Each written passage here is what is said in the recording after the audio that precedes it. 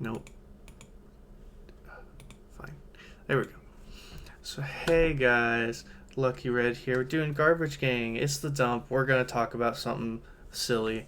I've got best friend of the channel. He's got his own channel, Dreadbread. Go check it out. What's your Twitch thing? Yeah, twitch.tv/what?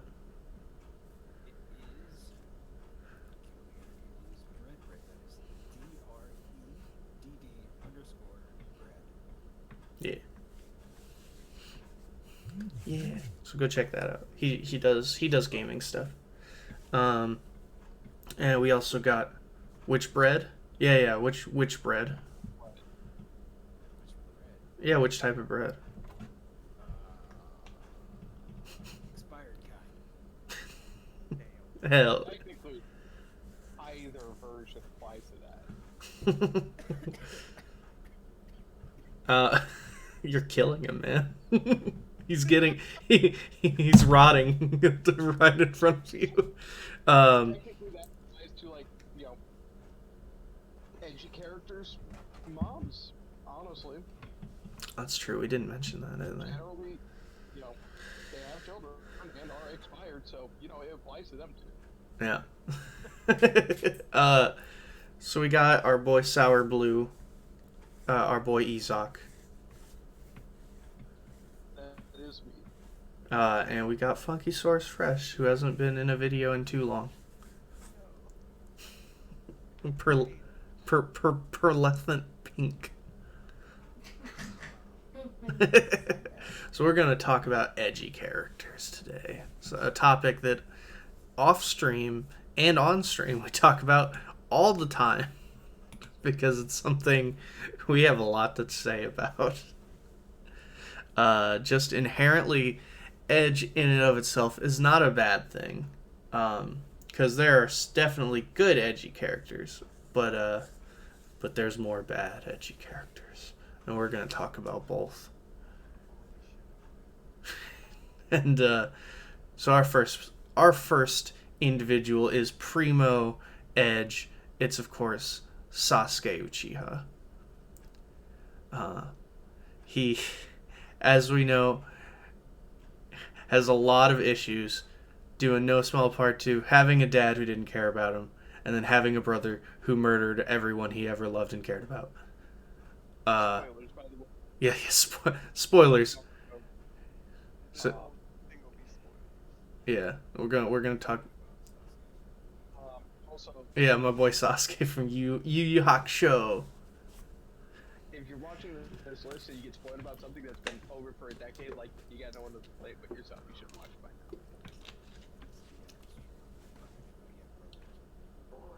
That's like Yeah, see, That's in the- fucking known. That's been established since like 2003 in the anime. that was in like his like the third episode. He explains his whole backstory. Like, Yu Hakusho? Yeah, for Yu Hakusho, exactly. no, It's, What? Different show? so my mom. So, like, Sasuke. Yeah. Me and Mr. Red over here. Yo. We had a discussion about this the other day. Yeah, we actually did. One specific problem, which is why I think Sasuke is a shitty character. Because the whole of Sasuke's tragic character arc, in terms of why we should feel bad for him, is predicated on the fact that he's like the best friend of Naruto, the main character. Yeah. Yep. He only grudgingly likes him until the end of the series, where it's like, yeah, you've always been my friend. It's like, has he really? 'Cause he never showed it. The show never really showed it. Yeah. You told to us after you ran away that you're like the most important person in Naruto ever. Yeah. But like, we don't see that. We see a begrudging like respect / friendship start to blossom before Sasuke decides that he's gonna fuck off and go hang out with the sex offender to get superpower.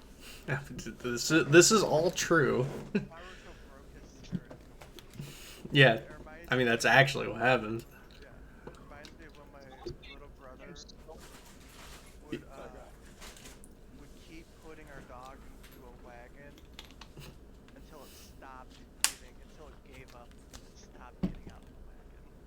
My God. My new head canon is Sasuke hit Naruto so fucking hard in the head that Naruto didn't lose memories. He gained new ones. Yeah, yeah, Sasuke having a friendship. yeah. It's, after that moment, he only Bet his kids like 8-year-olds, like no, shared a moment. Remember we shared a moment when we were like 7 or 8? No, because it didn't fucking happen. Yeah. Oh, so that explains why. That explains why later in the series, all of a sudden, everyone's been Naruto's friend actually the whole time. Yeah, what happened to Naruto's whole fucking background about like he didn't have friends? Like, oh, but like Shikamaru was there for the whole time, and Choji, and Kiba actually. Yeah. Sasuke actually liked Naruto before they got squatted up together. Yeah. So like. No. What happened was he suffered extreme brain damage. The one person who was actually horrible to Naruto was the one person who had a moral obligation to not be, and that's the third fucking Hokage. He was. It's true. He was told to give him a good life, and then he did. Rent and food. Enjoy your expired milk. What happened to my dad? Don't worry about it. Yeah, we're not allowed to talk about it. By the way, I didn't realize that was a thing. Naruto actually asked the third Hokage at one point on screen about his dad, and the third's response is basically, "Don't worry about the dead." Yeah. What a dick. And then he made it illegal in the village to talk about his dad. Yeah, to talk about, oh, he was a fucking hero. Granted, you know, Naruto really should have caught on, because like they have a picture of a guy who is literally a grown-up version of Naruto in like every picture in the school he went to, and at no point did he consider that this one picture of this one guy who was the only person in the village who looks anything like him might be a I mean, it's heavily If I could see if your self-esteem super in the gutter because the entire town treats you like a pariah monster, that you might not notice that, or might even look at it and be like, yeah, but that can't be because I'm just a piece of garbage. He's like good enough to be on a picture in my school. I mean, that's fair. You're not wrong, but at the same time, it's like, but like, we never even see the thought cross his mind, because for the first like 100 episodes of the series, they always blur out the picture of the fourth Hokage, so we don't know what he looks like. Yeah, except for in video games where they just put him in the game, he just doesn't talk. Yeah. By the way, A plus planning. Hey, you know, like that kid who's like a walking atom bomb? Let's just treat him. Let's treat him so that he can grow up into a school shooter. Let's give him a reason to murder us all rather than Yeah. Yeah. It's because we're scared he could do that. It's so let. Forget loving and nurturing him and teaching him like how to control his power at some point. Nah. Yeah, oddly enough, I know this still has nothing to do with Sasuke, but Naruto, like, the whole point of what made him not hate everyone in the entire village was just because the ramen shop owner kept giving him free ramen and was really nice to him. That was the first person who was actually nice to him. Yeah, Iruka and Ramen Shop Guy. Yeah, Iruka was a little bit later, but Ramen Shop Guy, like, immediately offered him free ramen, and then Naruto kept telling him when he becomes Hokage, he'll pay him back and stuff, and they would just talk. And that was his first actual, like, companion. When he was poor and could not afford food, the Ramen Shop Guy just gave him free food. Yeah, when he was poor because, you know, the president of Ninja Town didn't want to give money for food. Yeah. I don't know very much about Naruto. Yeah. If he died, Mm-hmm. would the Nine-Tailed Beast just be a fish? From what it sounds like, no, that would just, like, stop it. Oh, okay. It wouldn't just, like, come out. It doesn't work that way. Okay. Yeah, Now, granted, the fox itself could take over his body, I guess. That kind of happens. I don't think it would, like, come out of him, though. I think he's still sealed in his body. Gotcha. I think he would have to.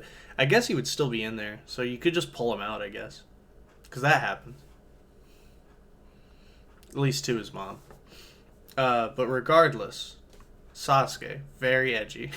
He is We like, got off topic. Yeah.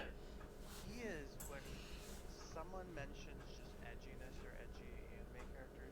Yeah. He's like the first thing that pops up. He's so emblematic of it. I Yeah. haven't really watched Naruto, but if you tell me that he pops up, I mean, think of it, like if you want a three-dimensional thing, like if you try to picture what is Edge in real life, you have to come up with a concept, a visual, and an audio. And the concept, the name is Edge. The visual No. is Sasuke, and the sound is Crawling by Linkin Park. it's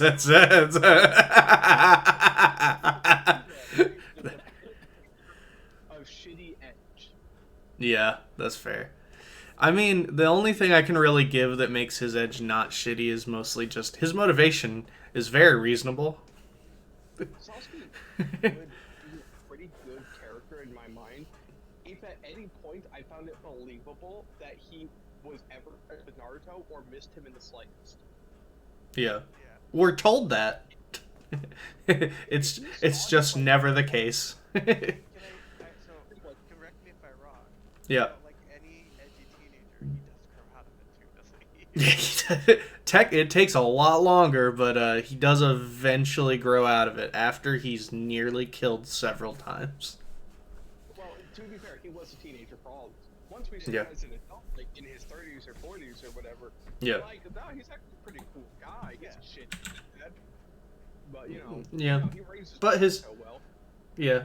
To be fair, his daughter doesn't resent him, though. Resents her mom for some reason. Oh, no, that's right. He Is does. her mom Sakura? Yeah, yeah. Yeah, to be I would resent if my mom was never. To be fair, the only reason she resents her is because she thinks Sasuke cheated on her, and it's not her real mom. But that ends up being wrong. But that ends up being completely inaccurate. It is her mom. Though they've never kissed before. They have the Goku issue. So wait. Hold on. Yeah. Come back. Yeah, Where are you fucking playing that game, though? She resents her mom, Yeah. or she resents Sakura Yeah. for being the woman who got cheated on, or Fuck. the idea that she was the one that Basically, got her real mom win. no. So the reason she resented her mom was because of the reason she resented Sakura was just for the fact that she had been raising her and didn't think she was actually her mom. She was essentially lying to her whole life. Okay, I get that now.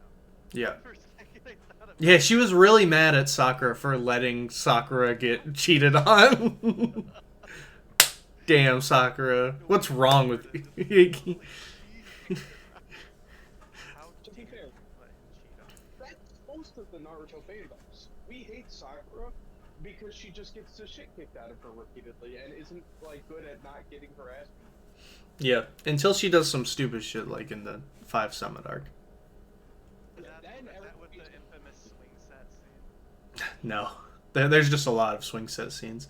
No, that's the infamous actually there's 2 scenes. First in the first episode Sakura appears in, she gets upset. She talks to Sasuke about Naruto and points out how pathetic and a loser he is, but the reason why he's so disrespectful is because he didn't even have parents. What's wrong with him? He's a fucking loser because he doesn't have parents. Shitty person on being an orphan.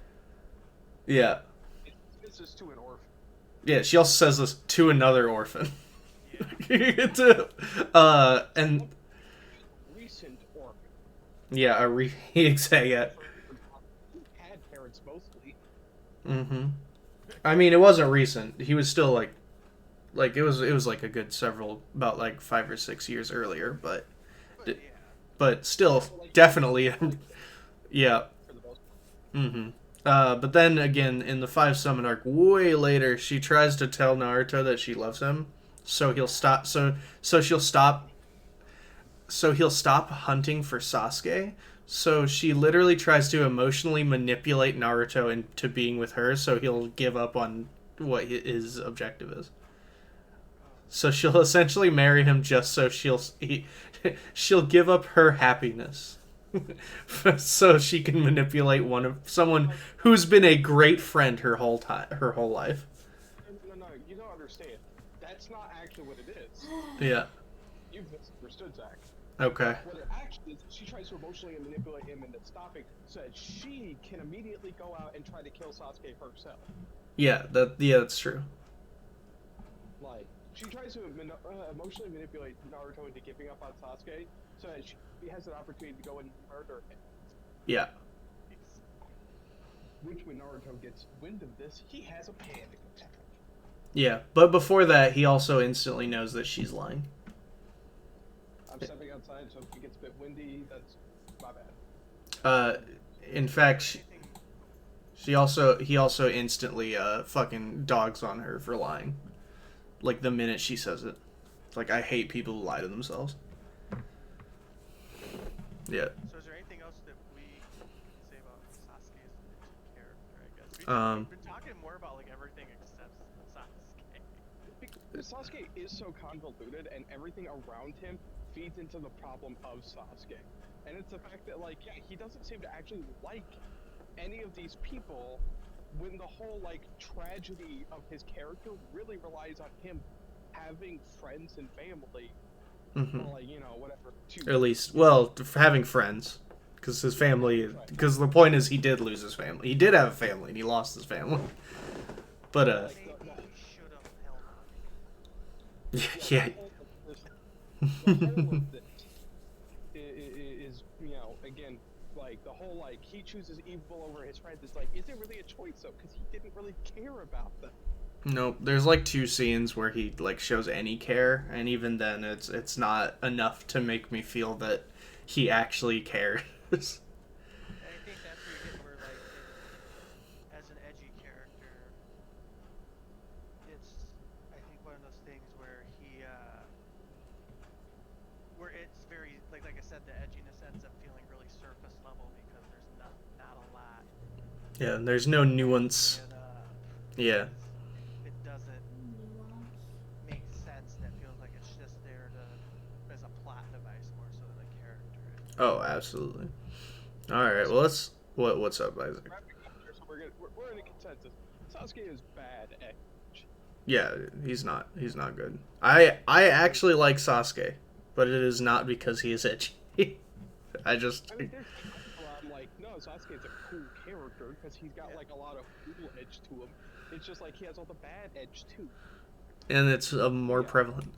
But let's talk about our next character. He's frustratingly edgy. He is frustratingly edgy. Yeah. Because we gotta talk about Guts.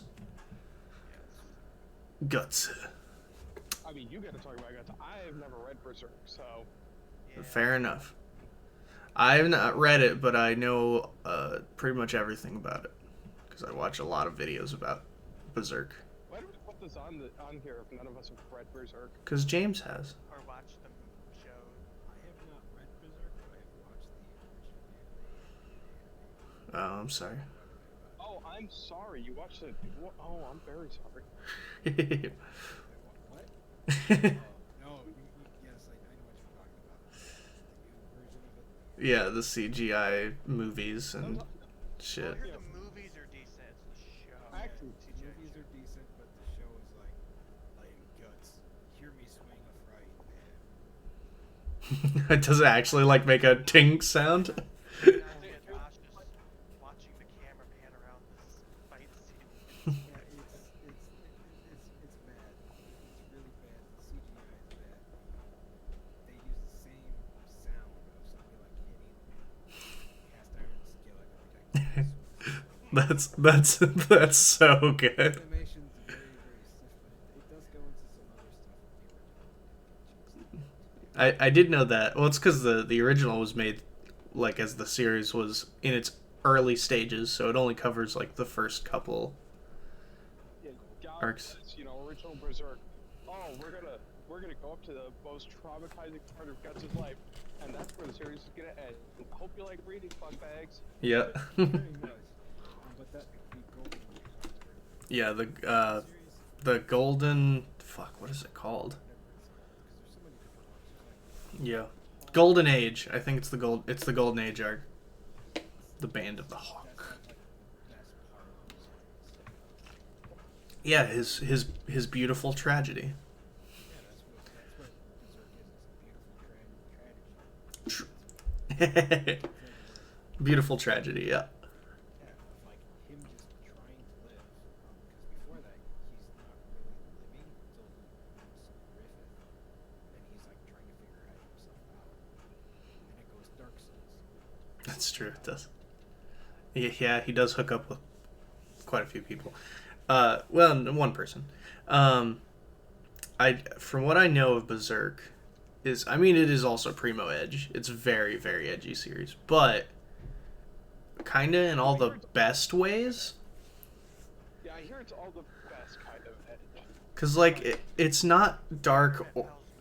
It's not like dark and creepy for no reason. It is all for purpose.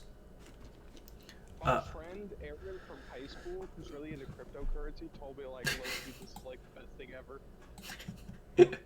Fair enough. my boy, who's all into that crypto. Yeah, you know, So you know he's infallible. Yeah, he was smoking resin and is currently driving a 1997 Honda Civic that has parts from like 4 different other models. that's a real dude right there. What would I do as a mere mortal before such a god? Like, no, yeah, it is like the defaulto kind of hipster anime for people to like. Yeah. Because everyone knows about it, but no one's really watched it. So there's only Which one is person- surprising since everyone like knows about it. It's also super Western inspired. as Oh, well. that's very important. A higher proportion of like fans in the West who maybe wouldn't necessarily be fans of other kinds, like general kinds of anime that end up being popular, like Naruto. I'm gonna tell you right now. Here's the problem. Me and a lot of other people with a similar preference to me, which is most anime fans it seems to be, on the whole, would rather watch someone punch someone else in the face with the power of friendship, you know, and it's all happy and upbeat and everything, than watch someone cleave another person in half with the power of crippling depression. Well, Well,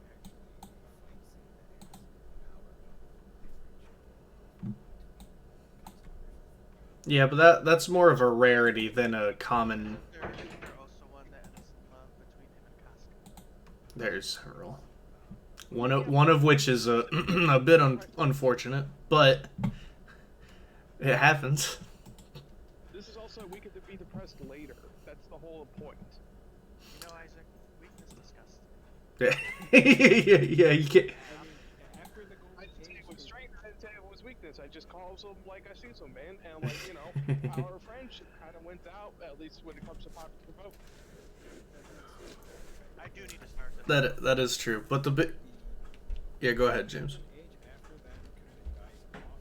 It does like it's not as dark for a while. You get like old school characters like fairies and stuff like that. Well, outside of honestly, outside of Guts himself, who's like really struggling emotionally at that point, like more so than he does for like the rest of the series. So James, what would you say makes him like compelling as an edgy character? Like, where do you think he succeeds? Where like something like Sasuke fails? Yeah. I guess, No, that's I guess fails is a wrong word, but you know what I'm saying, like, is more silly. Guts is very likable in a lot of ways. In that he's very having trouble speaking, but like he's very besides God, I can't speak. He's one of those characters that is so well written and so humanized that you can actually relate to his struggles in ways with like your own struggles. It's hard to put in words. Like No, I actually know where you're coming from. That's like a big part of Guts' character is the fact that like obviously we're not fighting demons and have an eternal curse to be attacked by demons. but how he deals with these things, like on an emotional level, is extremely relatable. Cause like it isn't just like a guy with a big sword cutting demons. That happens, obviously, but like a big part of it is really how he is always his life is pretty much always terrible, and how that affects him emotionally is a big thing about the series, and also how he basically picks himself up afterwards is an even bigger part of the series. Like, You guys. Sorry, go ahead. yes, Michael. Do you guys also think maybe the difference in tone between the way the stories are told? Yeah, yeah. For me, I don't think that's as much a problem. I think the problem really is, again, is like Sasuke's kind of unrelatable. I can't relate to being an edgy cool boy getting thirsted after by every girl in the classroom.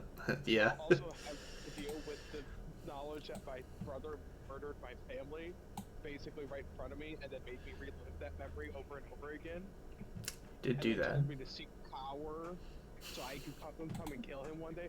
Like, I can't relate to that.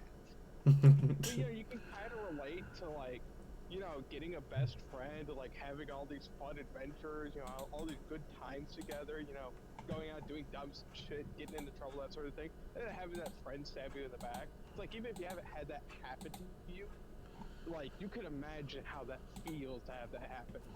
Yeah, yeah, exactly.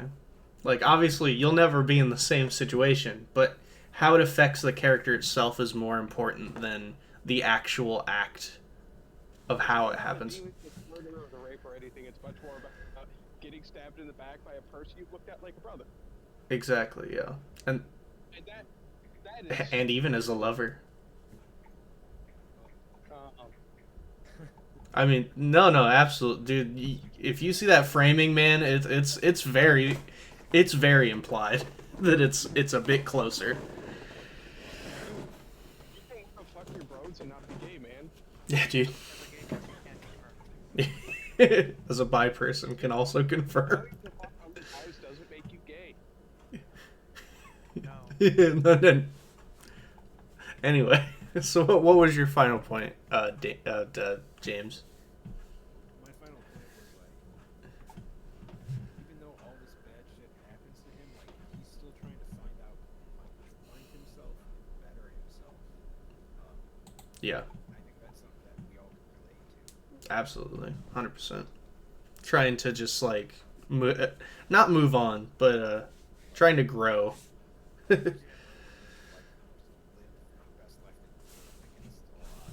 Yeah, which is like a huge part of the series.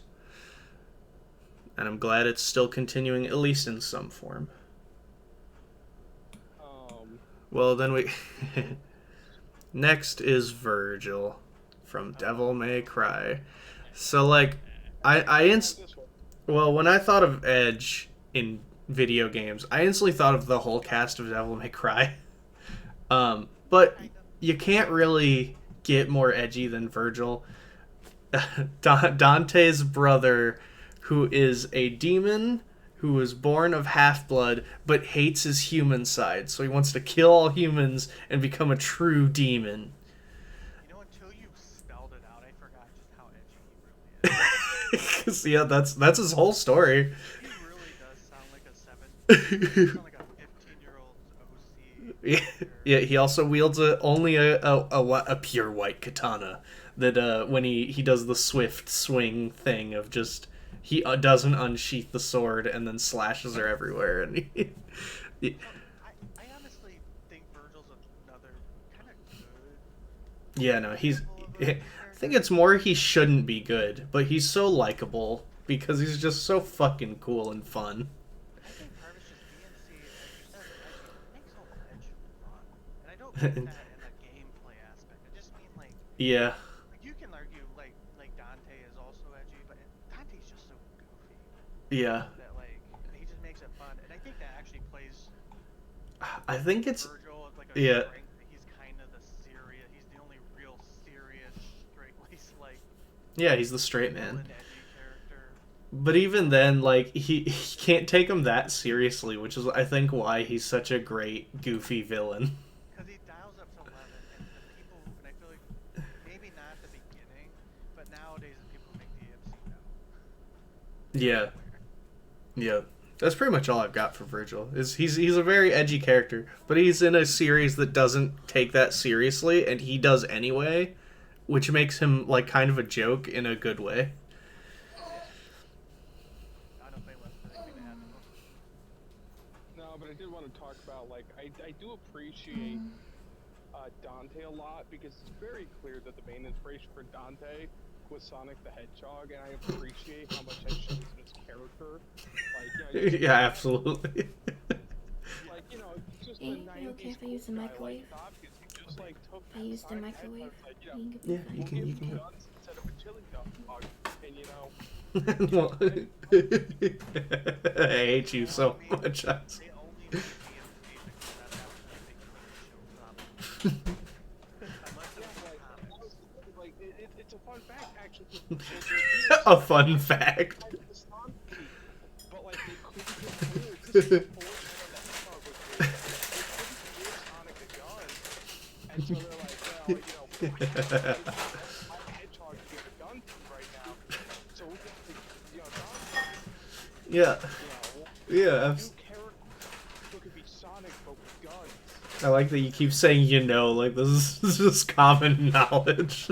Everyone knows this. I'm actually surprised. I'm actually surprised that college course at all. Yeah, yeah. I'm surprised that it hasn't cut me off the target. We all know. Yeah. So our next, we'll move on. No, that's literally everything. Oh god. So we've got to talk about Adam X. This is a character that I know like nobody knows about, but except for me. But oh fuck, I've got to. I know you showed me I one don't picture, know. and yeah, James he is put a actually photo in the quite chat. gross, so He really is. He looks like Rob Liefeld. Well, not Rob Liefeld. That's who made him. What is there? Fine. He looks Yeah. like Rob Liefeld saw a picture maybe. You're not entirely wrong. So the key was Fred Durst. of course his name is Extreme, his superhero name. His name is Adam X, just the letter X. I'm trying to remember. X is the edgiest letter. X is. Despite being the edgiest letter, it's not in the word edgy. It's true. Oh, I didn't even realize that was Marvel's website. Fred Durst thing, because those are obviously Jonathan Davis. Oh my god! I thought he had the. But like that soul patch and that backwards hat, that's straight Fred Durst to me. They're all they're on Only Union. Unsurprisingly, the creator of this character, Rob Liefeld, also made the X Force. So I didn't explain Extreme's. So Extreme's a mutant, so of course he has superpowers. So his superpower is he can oxygenate your blood to make it boil. Oxygenate. No. That's how it's described. So it already does, like, it tried to sound sciencey, but already doesn't make any sense. Yeah. Also, isn't blood oxidized to start with because blood that's its job is to move oxygen? Yeah. Well, I don't know. You have to be able to react certain ways to the oxidant. Yeah. Okay. So That's a better explanation. yeah. So he has. Oh my god. So he is a Shihar mutant hybrid that's capable of igniting the electrolytes present in the bloodstream, causing the person to burn from the inside out. Okay. No wonder it's called Extreme, because he is extreme. That is actually a really cool power, in my opinion. Except here's the thing. So he can't. So he's able to incinerate objects or simply use the power to create a warming sensation. So the reason there's just blades all over him is because he has to stab you and heat his blades to ignite the electrolytes in your blood. Uh, Just no, because he has to. Yeah, he just is living Gatorade. I feel like it'd be more Living Gatorade. Adam suck the electrolytes out of Electrolytes are Yeah, more no, things. but he has to throw just his like freaking blades all just over like- him and ignite the blood in And, your like, body. Salt and stuff. it. Immediately start vomiting and then die from a heart attack. When he stabs you, he pulls the oxygen out of your blood. That'd be like, Yeah. yeah, like, but yeah, that's it. That's extreme. I don't know his backstory. To my knowledge, he's just a dude, bro, who's part of the X-Force and the X-Men, and that's about it. There's really nothing to him. He's just overly edgy for no reason. Does he need to be in the MCU now? I will Bib, What's up, does he man? need to be in the MCU now? Oh, dude, I would be so happy if Extreme joined the MCU. Get the biggest himbo you can find to play him. I can't even think of anybody. X-Force, but make sure Extreme is in that team. Good God, put Extreme in there. I would Put him love in that. Deadpool Actually, 3. I would love James Gunn to do it just so he kills the entire X-Force. That's all I want. I want them to be all these goofy characters. Didn't they already kind of do that? Yeah, they did that in Deadpool 2, Yeah, but Extreme Deadpool- wasn't there, so was it really the X-Force? It isn't the X-Force without Extreme. That's why they put him in Deadpool 3. That is like a dumb lazy joke that I love. Oh, absolutely. Deadpool's in the MCU, so like, Deadpool is fully aware that he's now in the MCU. Yeah. So, what they do here is like, also they re-kill the X-Force, but Deadpool is like fully aware that this is the second time this is happening. Exactly. I would still think that would Oh my very God, easy joke, remember? but I would still find it pretty funny. Yeah, super easy joke. But Well, like, yeah. oh, then we Adam lips. yeah.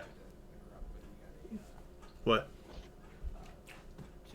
I never put I two and do? two together. Why haven't I? Oh, Kaneki. Oh yeah, I didn't think of Kaneki. So I kept saying, His whole Ezo, I am tragedy. He should be best friends with Shinji from Neon Genesis Evangelion. Oh, Yeah, it's pretty no. accurate.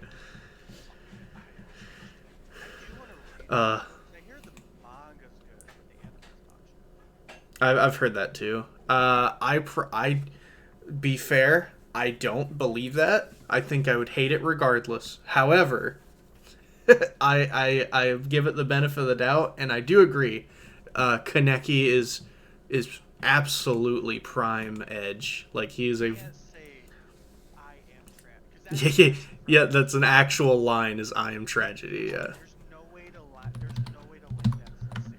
Cannot look like an actual. I mean, also when he becomes like the whatever his ghoul killer name thing is, like he looks as like he goes from being just a normal dude to being as edgy as physically possible. Yeah. He becomes the Tokyo Ghoul, and then he Yeah. goes all over Tokyo. He sure does. God, look at that design. That's such an edgy design. I mean, his mask alone is primo edge. The big teeth, the zipper in the middle for no reason, the gas mask aesthetic again for no reason, a big eye patch for no reason. Pretty cool form too. Cracks me up not being edgy. Yeah, he's just a Like, he's just a kid. Cinnabon, like, I'm edgy. Yeah, that's literally him. Question though, what's worse? Having an overly edgy design that is like just Oh, I just didn't wanna do you're that. covered in blades or whatever, Yeah. and having a reason like Adam X, or just not having a reason, just being cool, so it's there. I mean, yeah, that is more cringe. I would say is to have. It really depends. Okay, to be fair, Because if you have a bad explanation, I think that's worse than just. yeah, that's also true. If the explanation is bad, I mean, Extreme only needs like two of his. He basically just needs his claw blades. He doesn't need the shoulder. I don't think he's stabbing anybody with his shoulders. Oh my god, I didn't even notice those. Yeah, they're on both his shoulders. He has them on both of his shoulders. He just has blades on his shoulders. I don't think he's using those. He has blades on his belts. He has blade on his like sweatband on his arm. In a position that you would never hit somebody. Actually, all edge. Yeah, I mean, yeah, that is why he he looks like that. But then, gotta talk about Cable. Like, Rob Liefeld's most famous creation, besides Deadpool now. But before that, it was absolutely Cable. Freaking, I mean, he is already, he's just the Terminator and John Connor as one character. He was a baby who was created by Mr. Sinister, the really weird, overly sexual X-Men villain who came up with a plan that he bet Apocalypse that he could make the ultimate mutant to kill Apocalypse. So how he did it is he was like, okay, I know how to do this. I'll have Jean Grey and Scott Summers make the ultimate mutant because they're the key. However, Jean was dead at the time. So, Mr. Sinister makes a clone out of Jean, but a totally different person, to then, which of course Scott falls in love with because she looks a lot like Jean. Also, he has a weird thing for mutant psychic Yeah. There's a lot of psychic redheads. Yeah, it's just psychic women that are overly hot. He only dates psychic women for some reason. For anyone who, I always love to bring this up with X-Men. I love Yeah, X-Men. I do too. One of my favorite things is there's a TV tropes about like just people with really convoluted like families. Yeah. It's called the Summers family tree after Scott Summers because he's got some. Oh my it's god, like- it's so he's weird. got, he's got fathers and sons and daughters with like all kinds of different people. Mm-hmm. People coming out of the woodwork who are all related to him. Yep. I think at one point they even got like. They're also not from they're not even from different dimensions either. They're all from the same. They're just different timelines. They're all related It's just by blood directly. I love that. Anyway, That's weird. so Cable, so they hook up. They get married. Turns out Mr. Sinister created her and she's a clone. Find out that because Jean comes back to life. So she gets sad about it, the mother of Cable, to the point where she goes completely insane and becomes a supervillain. Because comic books. So Jean and Scott decide to take care of the baby. Except Apocalypse foreseen all this happening, so he infected the baby with a super virus that will slowly infect him and turn him into a mind-controlled robot. So, thanks to Mr. Sinister's help, because Mr. Sinister wants to kill Apocalypse, decides to send their baby into the future where there's a cure for the virus. So they do that, except the future is already controlled by Apocalypse and he's taken it over. So now Cable grows up in a post-apocalyptic world ruled by Apocalypse with a mutant infection where he's going to become a robot. So he uses his psychic powers to prevent himself from being infected, but he can only help so much, which is why he has a big robot arm. Cable's psychic? Yeah, but like he's a really shitty one. I never knew that. And then he has a bunch of laser guns, and he's buff as fuck, and he kills people, and he's like really cool guys. That's I never Cable. knew much about him, so I guess that doesn't surprise me that surprises me. Yeah, no, that's why he's not worried about it. Until he finds out he actually is an amazing psychic because he focuses all his psychic energy at once and basically meditates to the point where he's able to rip the virus out of his body. That shouldn't be how that works. After that, it turns out he was actually an amazing psychic. It's just the virus was holding him back because it was holding back the virus the whole time. After that, he becomes such a powerful psychic, he can essentially do anything. So he grows out his beard and becomes Mutant Jesus and starts creating mutants by touching people. Oh. That really shouldn't be how that works either. Yeah, that this is all true. This is... Like, what makes him edgy? Oh, just the fact that he talks like this. He only talks in vague riddles because he can't ruin the future, but he can still give people hints about the future in vague riddles. He murders everybody, which is pretty much instant anti-hero status in comic books.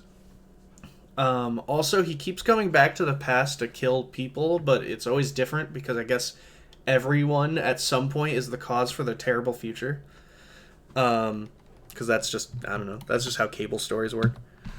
That was a job coming back to the past to tell people the future's in danger. Yeah, but it... So I guess it is. Yep. But he eventually fixes it, and but it's still bad in some ways. So there he is. There's him as Jesus. Oh my god. Ha! It is. No, you're. Oh, he always has that. That's just. Oh, that's true. But like, That's just part of his design. He has Oh. a implanted robot eye Yeah, to I was help like, him the with robot his eye, yeah, stuff. that's just him. Yeah, Nathan Summers. Is his name, and yep, that's Mutant Jesus, for you. But that's pretty much it. He's pretty much just like. Honestly, the only big story I think where they change his edge at all is during Cable and Deadpool run, and that's just because he plays the straight man, where he just wants to do what they're trying to do while Deadpool is doing his Deadpool thing, and then Cable will regularly kill him. he's basically your example of like a 90s Edgy. Yeah. The Edge has washed up a bit, but back in the '90s, he was primo Edge. I didn't really read. I need to read like Chris Claremont and like Oh, yeah. read more of that stuff basically. But Absolutely. Chris Claremont's run was still legendary. experienced him in like all the other media around it. Yeah, freaking Cyclops definitely has a type. Yeah, Deadpool 2 he's not really in. Standoffish.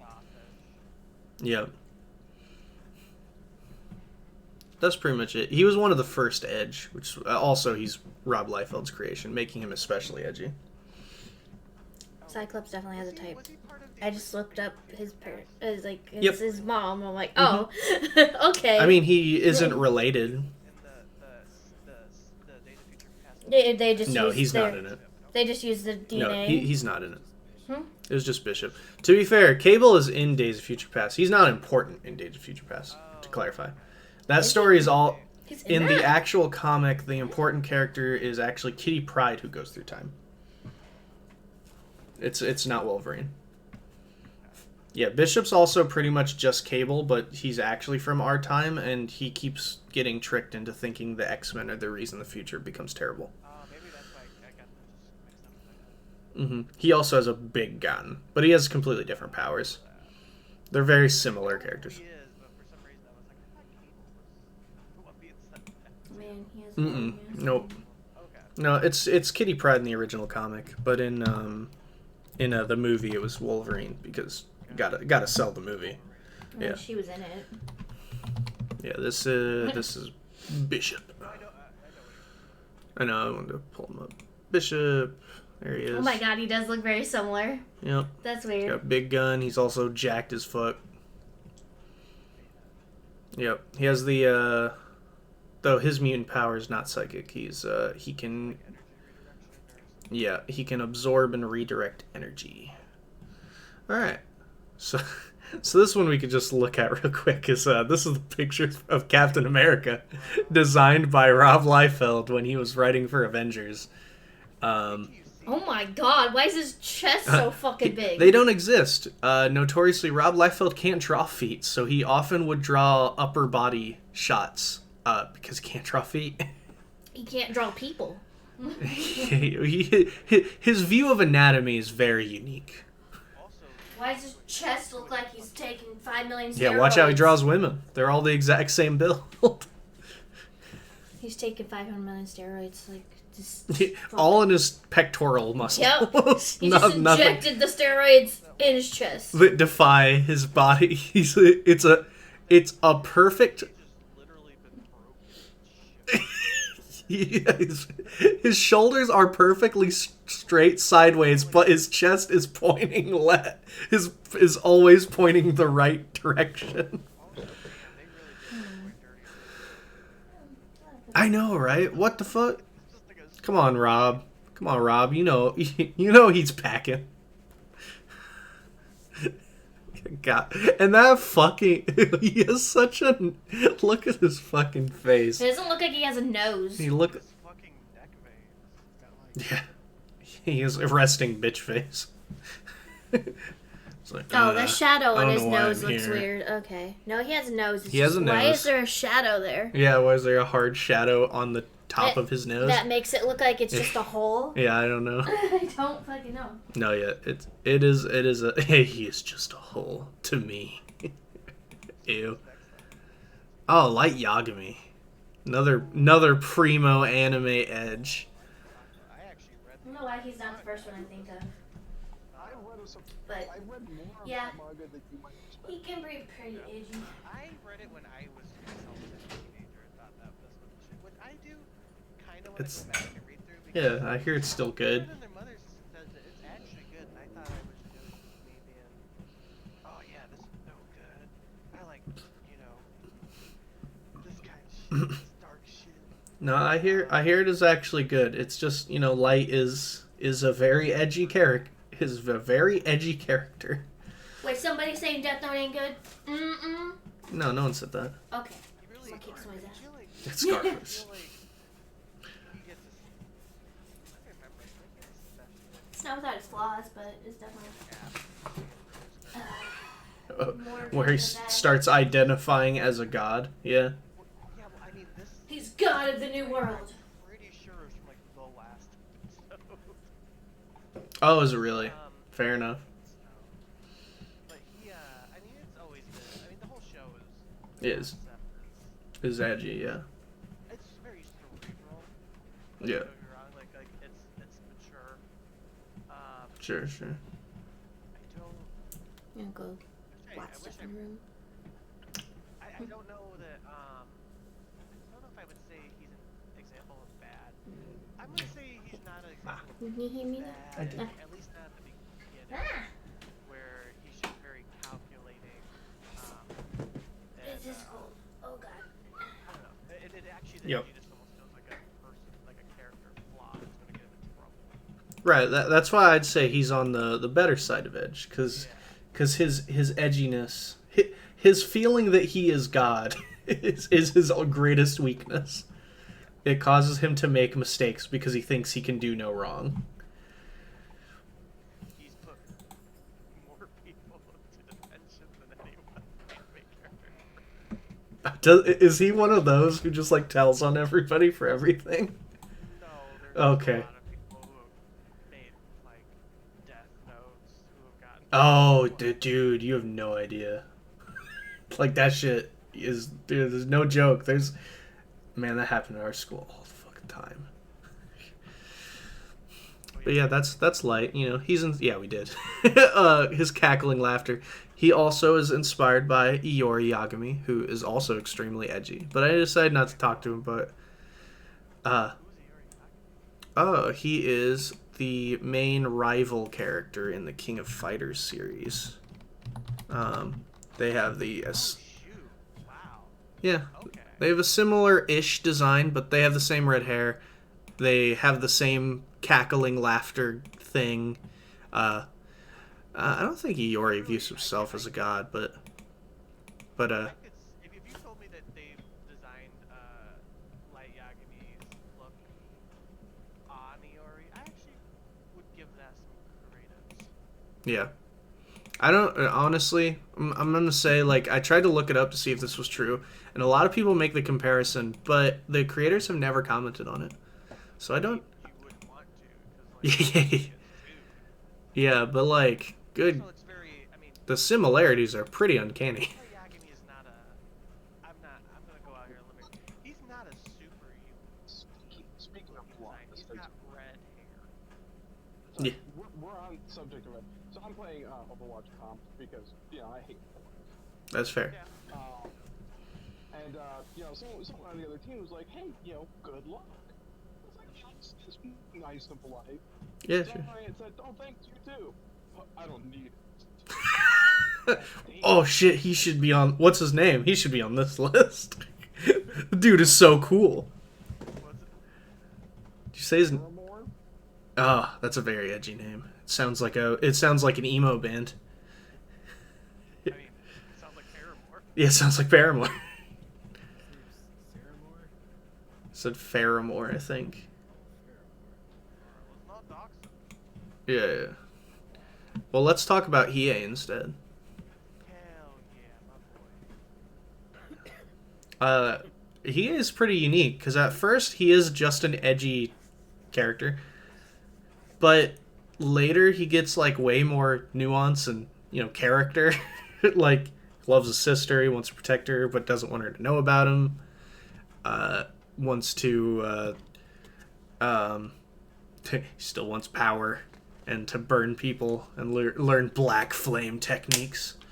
You actually get to see him become friends with the main character, and that feels believable. Yep. The fact that he hides the fact that they're friends by trying to kill him a lot feels like he is hiding the fact that they are friends rather than they are not friends. I accidentally killed my best friend. Absolutely gutted. Ryan's an idiot. Oh, I bet. But frickin' the last arc is what made me love Hiei. I always liked him as a kid because he's cool. But man, in that last arc, his weird relationship. First shattered the other's Ryan's shield. Hell No reason. yeah. Enough the whole That's my dude. He knows what he's doing. He belongs in the garbage can. I got Death Blossom, so I'm just gonna. Speaking of Edge, Yeah, Reaper. I didn't include Reaper, but I mean, he's literally so edgy that there's tons of voice lines of people making fun of him for being edgy. But yeah, no, Hiei in the last arc, his weird, seemingly very sexual relationship with the one potential Demon King is actually like probably one of the best stories in Yu Yu Hakusho, which is weird because it's like in the background. I don't know, it's wild, man. He is great. yeah, I think like you said, like this. I know people compare them all the time, but I mean, Yeah, it feels Sasuke. like Sasuke does. Yeah. Ironically, I still have Sasuke's picture open at the same time. So like, I mean They even have young. the black flame aesthetic going. Yeah. Also, young Sasuke and Hiei look very similar. Older Sasuke looks different, but they definitely have the I same. think stuff like you said, like I think he's humanized enough that like he just doesn't seem like a walking edgelord stereotype. Yeah. Like obviously in his first appearance, like that's all he is. But like, yeah, he gets so much almost immediately, and like yeah, I mean, like you said, the sister storylines in the very next arc, like next important arc. And then he teams up with the villain. Like hell, he even teams up with the heroes begrudgingly, but like it kind of feels like he starts to like them. Like when he's constantly ribbing Kuwabara, it doesn't feel like he's busting his balls. It feels like he's really messing with him, which is it's a kind of weird jump, but like it works somehow. Yeah, it's all good stuff. What do you think, James? You're the old man. I agree. It's like that old anime trope, like eat each other up and then you're friends. Yeah, it's primo. Yeah, 100%. I actually know a couple people who became friends that way IRL. That's funny. I had one friend who did, so I can concur. And it was with me. Oh boy. So my next picture. So this is Infinite, the villain of Sonic Forces. Oh god, I've never even seen him. Oh my god, you just have to listen to his theme song, and then you instantly know he is so edgy. So Copyright strike. yeah, I'm not gonna play the song. Sorry. I would. I'll find it later. Yeah, find it later. It's One in like 5 matches. oh, that's unfortunate, but it happens. So Infinite is not his real name. We don't know his real name, actually. So in Sonic Forces, we find out later that his backstory. Actually, we don't even find out his backstory until the DLC with Shadow. He looks like this. And it. That's who I thought we were talking about. Yes. They're the same person. Yeah. So what happened was Shadow was well liked by everybody because he's cool. And then but Infinite didn't like that because he wanted to be cool.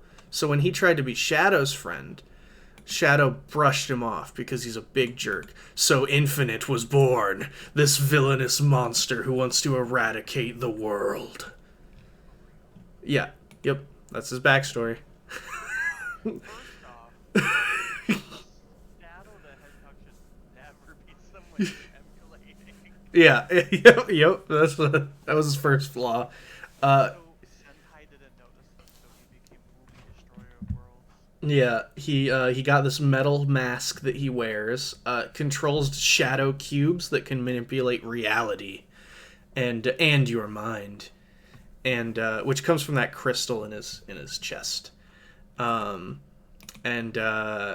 that's pretty much Infinite. He's he also talks like this and always talks in big monologues and how everything is tainted and everything must give in to Infinite.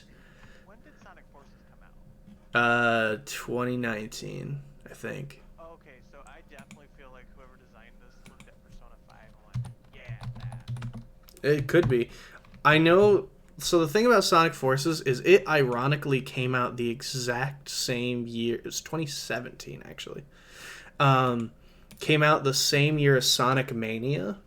So most people were like, this is the perfect example of a classic Sonic game is Sonic Mania and a modern Sonic game is Sonic Forces. Like, it was a perfect year to see Sonic Forces fail and Sonic Mania succeed because this is what people wanted and not what people wanted. So that's Infinite. He's instantly who I think of when I think of Bad Edge because he's so edgy just because it's supposed to be cool, and he's not at all. These ones were scary. We were talking about earlier, like, what's worse, an edgy design or like... Oh yeah, being edgy just because it's cool, or being edgy for a good reason. This seems like a perfect example of just being so edgy because it's cool that it becomes uncool to hate the character without even... Oh yeah. They become full cringe. And it's like, Yeah, he's very cringy. It's a super... I He... don't think I will.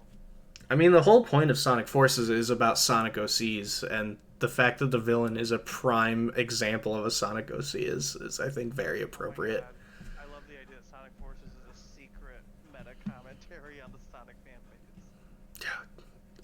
base. That's giving Sega... That's giving Sonic Team too much credit. I mean, I know. I love that idea. Oh, Kazuya Mishima. So I know I'm again like one of the only people who know this character. Not in any depth. Why did you put so many characters on this list that like only? You're the one who suggested. You're the one who brought this one up. This one's your fault. I didn't even think of him.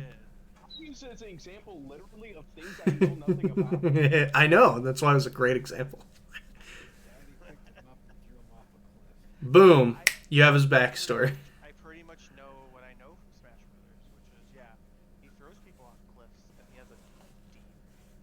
This is all a big part of his character, yes. So his daddy threw him off a cliff when he was a kid because his dad killed his mom and he was upset about it. The reason why is because his mom had a demon in her. Except he thought his son could have had the demon in him, but decided, nah, he's too weak. It can't be. So he just drops him off a cliff. So after that, Kazuya does have a demon in him, comes back 20 years later to kill his dad, and succeeds. Except his dad lives because no one actually dies in Tekken. Anytime they die, they'll be back. Don't worry about it.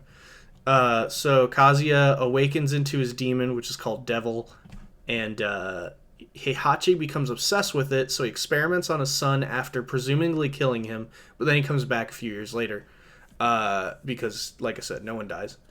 After that, he takes over his father's company, takes control of Devil because it's a different entity, by absorbing the demon gene, which is where all this comes from, or the devil gene, from his son Jin, which is how he's able to control his demon side. And that's pretty much it. He's just a really edgy character. There's not much more to him than that, really. I was gonna say I didn't even know there was that much even to him. Oh, there's so much more, but there's like that's. Yeah, he sounds. I didn't really thought about him as that particularly edgy, but after hearing that, oh shit, he's. Oh yeah, yeah. No, he's very edgy. I'm surprised that the pennies or whatever on his glove aren't just fucking spikes. No, they're steel balls, so his punches hurt more. The studs. It should have been Yeah. like Goth's chokers. Yeah, that would. Damn, they're like actual like little spikes on his fucking gloves, and he stab. I mean, it wouldn't put it past Kazuya. He's not a very honorable person. He's usually the go-to example of a video game character who's like the main character of a series, but is not a good guy. He is not a good person at all. I mean, he regularly tries to kill his son, his dad, and everyone they've ever loved. I always thought he was like the main character. So yeah, I always. Oh, he is, yeah. Having not played Tekken, that he was just. I mean. The only Tekken game he's not in is 3. And that's because he's supposed to be dead. But then he comes back in 4. He gets better. I mean, that's basically what happens. He gets put on ice after being murdered so he could be experimented on, and then he comes back. Fucking hot solo. Yeah. I'm not dead yet. And then he blew up his... Oh, and he kills his grandpa, too, who's already dead. Because his grandpa comes back. But the reason his grandpa comes back is because there was a demon under their dojo where he was buried, and he gets infected with the demon and becomes a giant demon. What did I listen to? Fucking hearts. Dude, play the Tekken games. They're fantastic. But if you want to hear Tekken lore, it takes 10 hours to explain Mishima's story. And that's only one story. There are a bunch of characters. Yeah. Who's the guy with Yep. the white, like, Oh, that's his dad. That's yeah. Heihachi Mishima is his dad. No, yeah, his grandpa is like this Tengu demon with a giant mouth for a stomach. He's only in 2 games. In Tekken 5, and then he's in Tekken Tag because everyone's in Tekken Tag. Pain.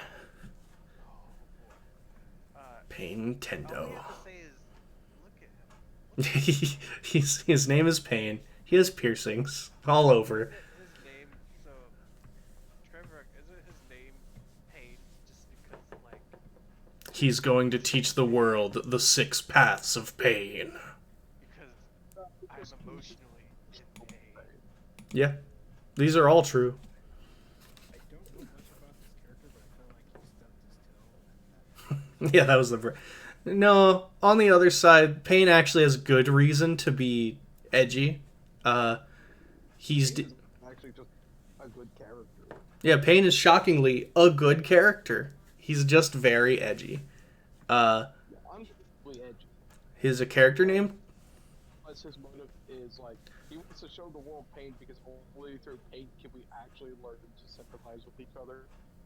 I will say whether he's a good character or not, the design and the name are so edgy that it threw me off.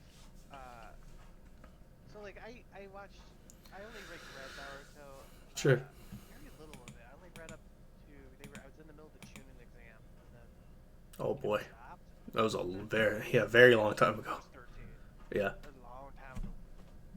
And when I heard about like characters named fucking Pain, I was like, oh my god, I don't know. About No, these are totally fair. These are fair assessments. He's very, very edgy.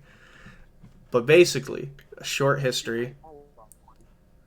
He's a character named Tendo from the Rain Village. He died during a war, and his friend Nagato decides, I'm going to teach the world pain because this war has ripped apart everything I've ever cared about. You said the guy's name was Tendo? Yeah. Was he killed off by the Sega clan? Yeah. He's someone who gets tendies. And he couldn't handle it, so he must teach the world pain. Tendo was not pain. Yeah, I know, he's dead. Yeah. That's what I just said. I said Tendo is dead, and now Nagato. Tendo like Tendo was pain, and that like Nagato like somehow made him pain. Oh no. So Tendo was just a guy who died. The way you worded it, I thought you were Oh, saying Nintendo. oh my bad. So there's a guy named Tendo. He's dead. He's from the Rain Village. He dies. Nagato, his best friend. Nagato Yeah. is from the Rain Village. Also. Just his friend, Yeah. and then uses his past powers to basically puppeteer. Yeah. As well as several others who are named but not important.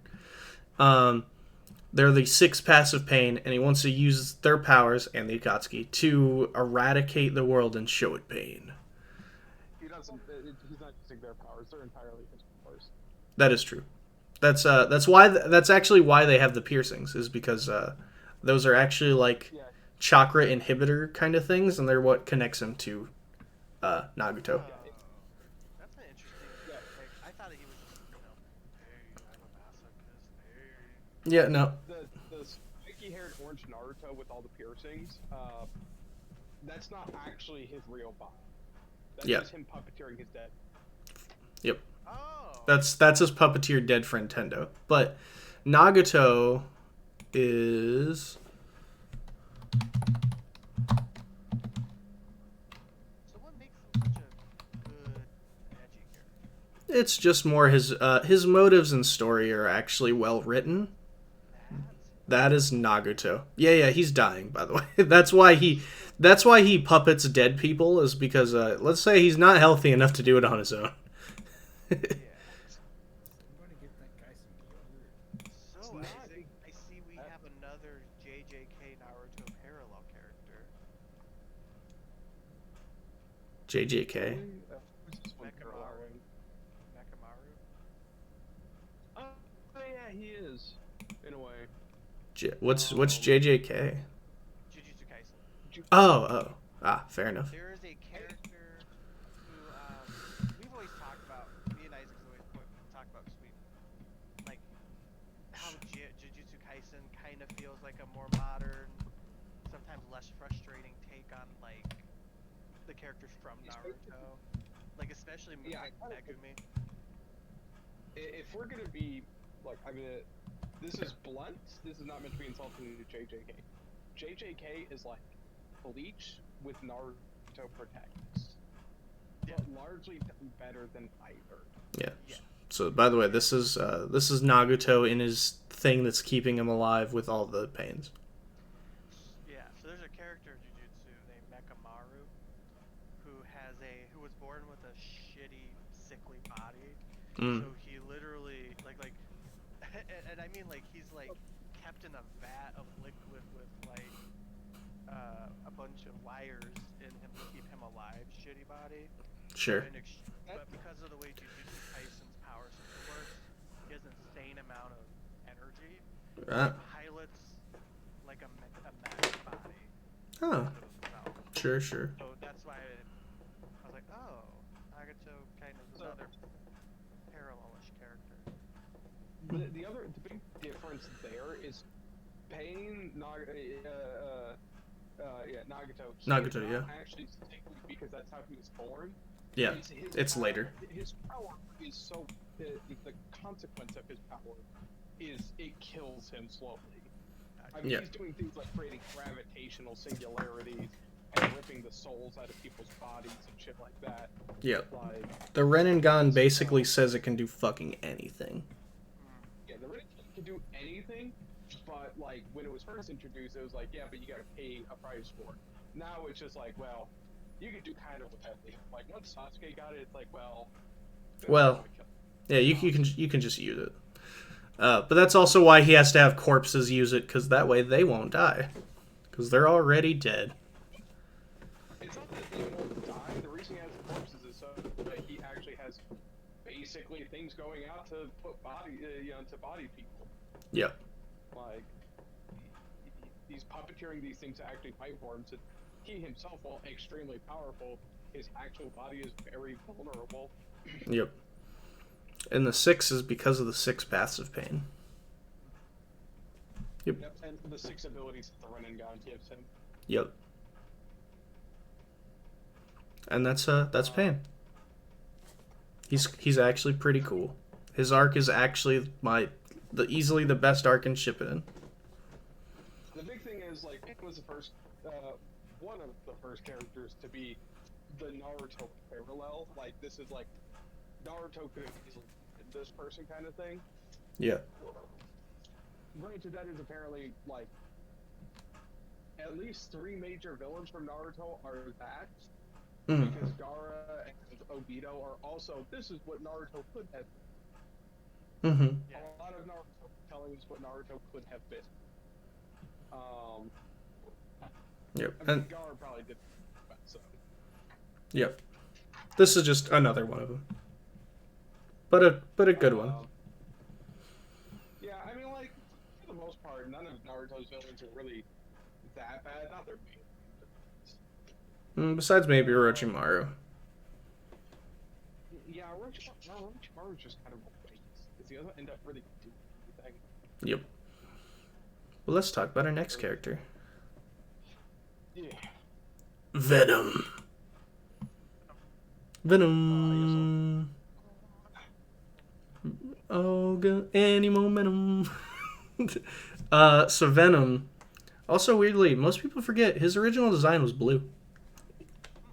I don't know why, because he comes from the black suit that Spider-Man wore, but he was blue. I always thought it was. Oh, I thought it was a picture with a black suit and just where the light. You know what I'm saying? Yeah, but like inside of shows and games and stuff, they kept it blue. You know, but you're right. I think the intention from Todd McFarlane was it is black, but with blue shading to make it, because you can't shade black with more black shading, so he used blue.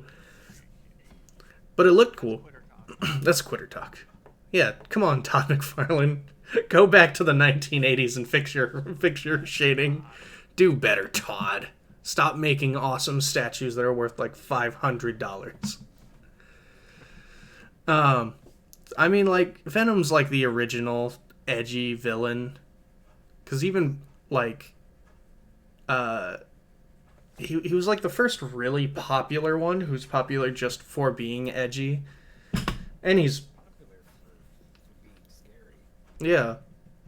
And the whole thing about his was, or what made him scary was, he thought he was the hero and that Spider-Man was the villain, and Yeah.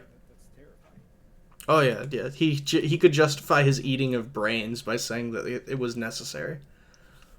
I mean, he kind of works on multiple levels like that, though. Like, he's almost Yeah. more of a horror movie character when you really break him down like that. Like, Absolutely. he's a normal guy taken over by a fucking alien. Yep. With both being equally obsessed with Spider-Man. Yeah. I would say, me personally, who was never super interested in Venom, and most of my knowledge of him is cursory comics knowledge and then the movies, Mm-hmm. never saw him as that edgy because of that. That's fair. No, as a big comic book reader, Venom is very edgy. But is he edgier than Carnage? No, he's not. Which is why I also have Carnage. Absolutely. Yeah. Oh, don't worry, he's coming. So Venom, I mean, put simply, he's a pretty normal guy. He combines with a symbiotic monster who he doesn't actually feel connected with because Venom, the symbiote, wants to be connected to Spider-Man. Which is also why they never refer to themselves as Venom. They say, we are Venom. Is it always Eddie Brock? And was that the original? So Eddie Brock was the original, and he's the current one. He's Venom again. But I know there's been multiple. Kind of, yeah, there's been 3. but generally, if we're talking about Venom, we're probably thinking about Eddie. Oh, absolutely. But that's also why I wanted to bring up his edgier counterpart, the second Venom. So fucking Eddie was just Venom's rebound. Yeah, that's actually his like whole story. So this is my least favorite Venom. This is the second Venom. This is Matt Gargan, most notably known as Scorpion. Gargle on cock. To get out of his suit, he had to become one with Venom. He even became Spider-Man for a time as Venom. But the thing about this is, obviously, we really lean into the 2000s edge. He's covered in veins for some reason. But the thing I hate about this, he works out. The thing I hate so much about this suit is one, they try and make him look more human and less. They try and make the symbiote look less like a suit and more like a person. Like he has more believable human head with regular teeth, but like jagged teeth. He has eyes in the eye mask, which I'll always hate, Yeah. and he has toes. Really. I think it's that. I think he looks too buff for Venom. If that makes sense. I don't know about that. Venom's jacked, but like But, like, it's true. He's kind of more big in this than he's just like yeah.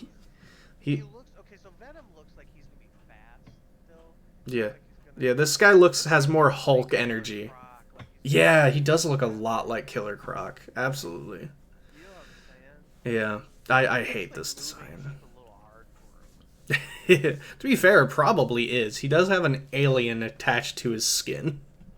I mean, you know what I mean. You know I do. General thing. Yeah. That's all the images. I have to go back because I have them as like here we go. Some of them are like web page images because they wouldn't save properly, but that's okay. I can still pull them up. So we've got Carnage. So Carnage is what happens when you take Venom, take the edgy part of Venom, and just ramp it up to 20 Then- out of 10. But then his real name is some goofy shit. Cletus Cassidy. That was the human host. Yeah, Yeah, the human host. Cletus Cassidy is so the whole story of Carnage is pretty simple. Cletus Cassidy was a serial killer who was just really crazy, and then he got a cut on his arm, and a part of the Venom symbiote laid an egg in that wound, which grew into Carnage. This is why he's an all-powerful super symbiote, and the reason he's blood red is just because he was in a cut. He was made of blood. I love the. I don't know if you guys seen the second movie, but I have, yeah. the part where it's a red one. Yeah, it's it's a you didn't say it was a red one. The actor Tom Hardy makes those movies. Like they're not very good, but Tom Hardy's fantastic in this as both I feel like Venom and Brock. he's great at taking what should be a painfully edgy character and making him goofy as shit unintentionally. It's because like inherently they kind of are. It kind of shows the flaws, like when you edgy with a character. Yeah, But they play it to like yeah, like to a strength in Venom. absolutely. Bane not so much. Yeah. I was born in the darkness. I mean, his weird Sean Connery impression is what makes it weird. I didn't include Bane because, like, Bane himself is not edgy, but, like, his depiction in Dark Knight Rises is pretty edgy. Dark Knight, I was gonna say, specifically Dark Knight Rises. There's- Bane is though. Oh, yeah. Like he's a walking punch lab. I don't know why he does a fucking faux Sean Connery impression. He does a different weird voice with like every character though. Yeah. I don't know. He does the weird New York. Yeah, I mean he's British. You know what I'm saying? He's doing this weird New York kind of accent. For Boston accent. For Venom. Yeah. Well, for specifically Eddie Brock. Which, I mean, Does he is from actually Boston. voice Venom? Yeah, he voices both. Okay. Yeah. Yep. Then we gotta talk about Batman. A fairly good version of an edgy character. Yeah. He's definitely been written bad, but, Yeah, for a character who has somehow been written well for, like, in terms of his mainline runs for the past, like, probably 40 years, that's pretty good. I mean, like, Batman in himself is very edgy, but, like, the fact that he's not an edgy person, I think is what causes it to change. Because, like, in the writing, Bruce Wayne, like, it feels like Bruce Wayne wants to be an edgy Batman. But he himself is still a caring and understanding, and honestly kind of jokey style character. Like, he messes with Superman. He messes with Robin and, like, people. that I think you're right there with the goofiness. he also just like with a lot of the really badly written edgy characters, they're just super one note at the end of the day. For a lot Yeah. of them, like And obviously, Batman, you get some real like. In he my is one of the opinion, most nuanced I am characters. I am nowhere near a Batman stan. I find Yeah, I've read a my handful. worship of Batman one of the most annoying fucking things I've ever heard. You tell me your favorite. If I see a Batman sticker on the back of your car, I just roll my eyes. But he is legitimately like when he's written at his best, Yeah, he is like he he is is a goat. sometimes representative of like the best of humanity. Love in terms of like he's got a code he sticks with. Yeah. I mean, gosh, there's that Justice League episode where it's like the Royal Ace, the Ace Squad, like the Oh, the Royal Flush Gang. the Royal Flush Gang, and the little girl Oh down in my there god. dying From her as psychic a result of powers. her psychic powers, and she God, just that wants shit breaks me. She just he's there ostensibly to like basically kill her because they're worried that she'd basically be like a nuke. Yeah, she'll blow up. And instead he just stays. She knows what's going on, and he Yep. just stays with her. Fuck, that's such a good Like, god stuff like that scene. keeps him from being. Yeah, because he understands. He is a caring character. But it is also very dependent on the art, the writer, because there are some really fucking edgy. Yeah, Batman, all-star Batman and Robin. It's almost kind of hard because he's just got such a long history and so many writers. It's hard Yeah. to just say. I think on the whole, when he's at his best, he's a good example of an edgy character. But when he's at his worst, he's also like The great best. example of what a terrible edgy character is like. Yeah, No, I think that's the right kind of that's edge. I think that's where it comes down to with Batman, and honestly, a lot of edgy characters. Yeah, But with Batman specifically, I think the thing is like, Batman, like the character wants to be edgy. But yeah, The character isn't. Like yeah, Bruce Wayne wants to be Batman because Batman is what basically kind of makes him feel safe, for lack of a better word. yeah. I mean, it's pretty accurate. Yeah. It's his literal emotional blanket. Batman is what gives him the strength to keep moving, which is why like he thinks of himself as Batman. Yeah, Bruce Wayne still is a good person. Like he doesn't actually want to hurt people. Like he does all the time because he's actually crazy. Yeah. But mm-hmm. that's why he's got his rule about not killing, even if you're like. Yeah, he does. He literally doesn't trust himself enough that if he kills, he doesn't think he can go back from that. That's why he doesn't kill. He knows he could break at any moment. I think Skype, we were just talking. I feel like you can measure almost how good of a Batman writer, a comic book writer is by, like maybe one of the points is how edgy is Batman? Like Yeah. Scale. It's terribly edgy for edgy's sake, killing the villain for no reason type shit. Like Zack Snyder's Batman. What if we took Batman and made him all realistic and shit? Sometimes it works fine. Like in The Dark Knight Returns, this is like an old Batman. He's been doing this for several. Yeah, that decades. one's so fucking good. Yeah. That's a good sign of how to make him edgy but not bad. Like, because it's just he's been doing Thanks, Frank this Miller. for decades. He's physically and mentally just beat. Yep. Like he can't keep beat. So he's just his moral code is just loosened over time. Mm-hmm. And that, I mean, like you said, they gave a reason. Yeah.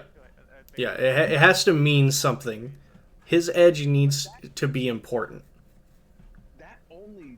The Dark Knight Returns plot only works knowing the original Batman, the younger Batman, the one that had strict rules. He doesn't kill, he doesn't maim. He does everything in his power to make sure these criminals get help after he's captured them. Yeah. That's what I liked about the new Batman movie, because it's him finding that morality again.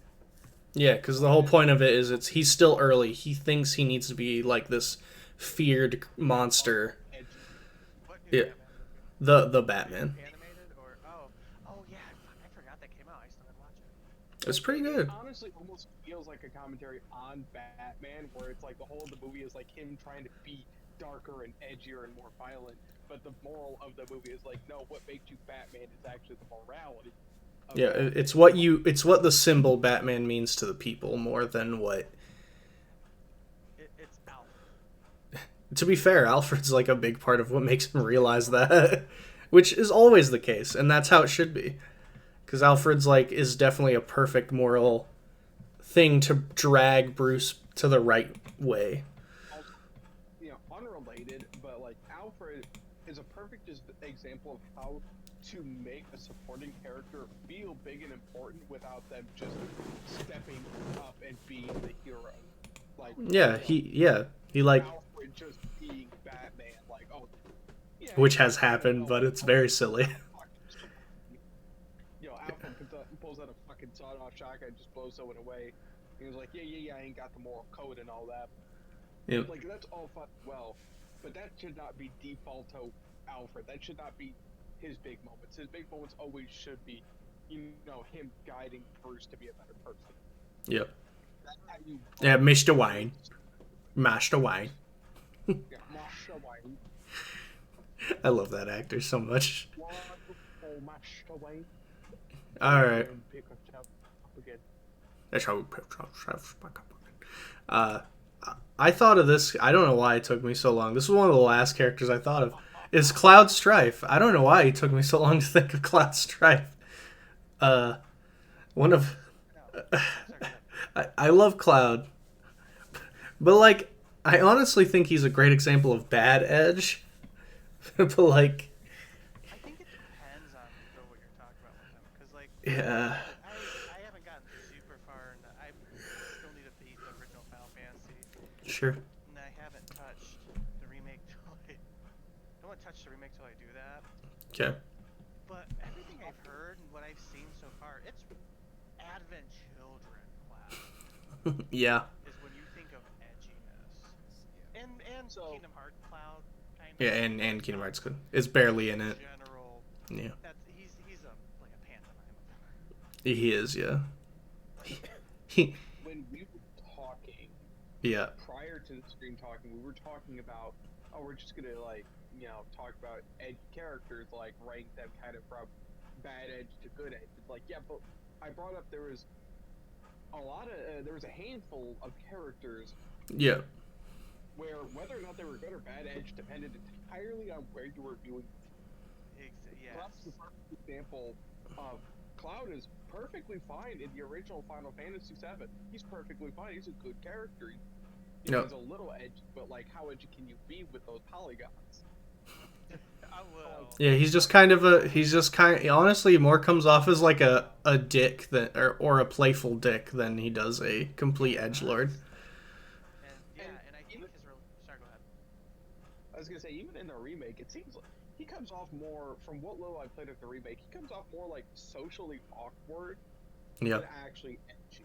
But yeah, all the I'd say it's definitely a case where he's trying. It's another like Batman case where he's trying to be edgy. He just isn't. And don't get me wrong, he much like Yeah. Batman has the kind of backstory that like perfectly would explain a character who's going to be edgy. Yeah, being experimented on by a major conglomerate and then losing your best friend in your arms. Yeah, that's pretty sad. I talk about this. I feel like there's three ways to do edgy. A character who the character themselves wants to be edgy, but really isn't. Yep. A character gods who is edgy, but by consequence not of design. And then infinite. And the third option, just edgy to be cool, but like kind of owning it, like most of Tite Kubo's style. Like everything's edgy, but people like it just because it's like, yeah, everyone knows it's there to be stylish. Yeah. Bitch, I'm stylish. Back But like they to accept it, like they don't really try to give you a ton of deep metaphorical reasons why everything's edgy. It's like, no, they're edgy and they're kind of aware that it's, Yeah. What about when you're aware but it's still bad? I mean, To a every certain single one extent, is done badly. to a certain extent, it's just all going to come down to how the writer writes it. And I think Isaac puts up a good point that characters from a single writer source, like from anime and a lot of video games, they tend to keep pretty consistent. Um, so like either from a single source or from a really well-controlled franchise type deal, tend to be more consistently like one way versus the characters like Batman, who are given a little more leeway, and Cloud like I don't know how much the people who work with Cloud for video games are involved with stuff like Advent Children. Oh, they're just not. Well, actually, you know that might not be true because the main director basically actually owns Cloud and the FF7 stuff, and man, apparently that's why it's really hard to work with those characters. Is that one guy will not let anyone but him touch his character. That's also why Cloud's model in Smash is actually his model from Dissidian Crisis Core, because they wouldn't let them build a new model. They had to use the model they built for them. That's also why he can only use the Japanese voice, because it was the one that from recordings that they personally already had. Gotcha. Interesting. Yeah, this something Nitsuma or something. Makes me think of the Dragon Quest composer issue. Oh yeah. I'm gonna be an asshole and say this, but man, he's really defensive of characters who really aren't that good. Who is? The creator of the Sonic comics. Yeah, that's the Imperor. Oh. Tetsuya I Nomura? mean, he's the one who did Final Fantasy 7, like, Oh, yeah.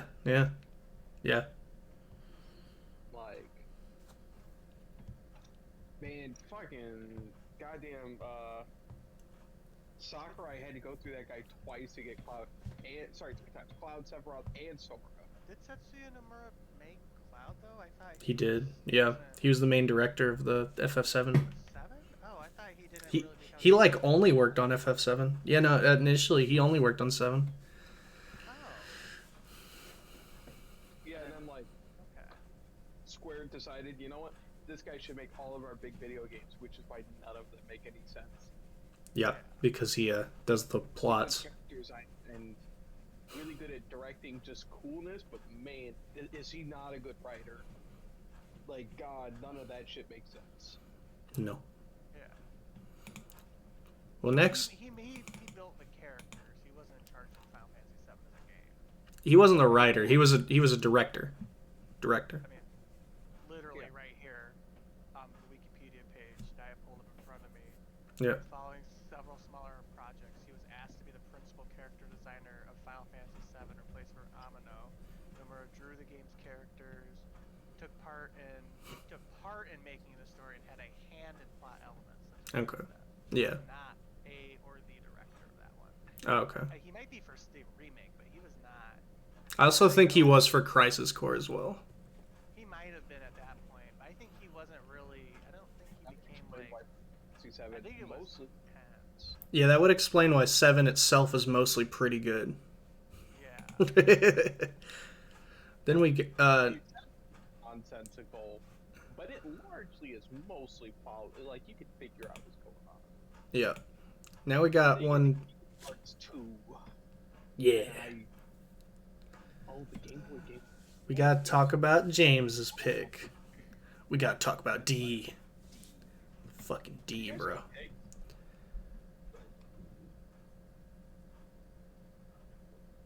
What?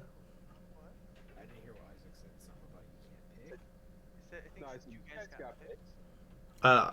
I asked if people wanted to add people. It was just a joke. I don't think I added anyone. Oh. Well, I guess technically I added Kazuya. You know. Yeah, you added Kazuya. Thanks, Isaac. You're the best. On the bright side.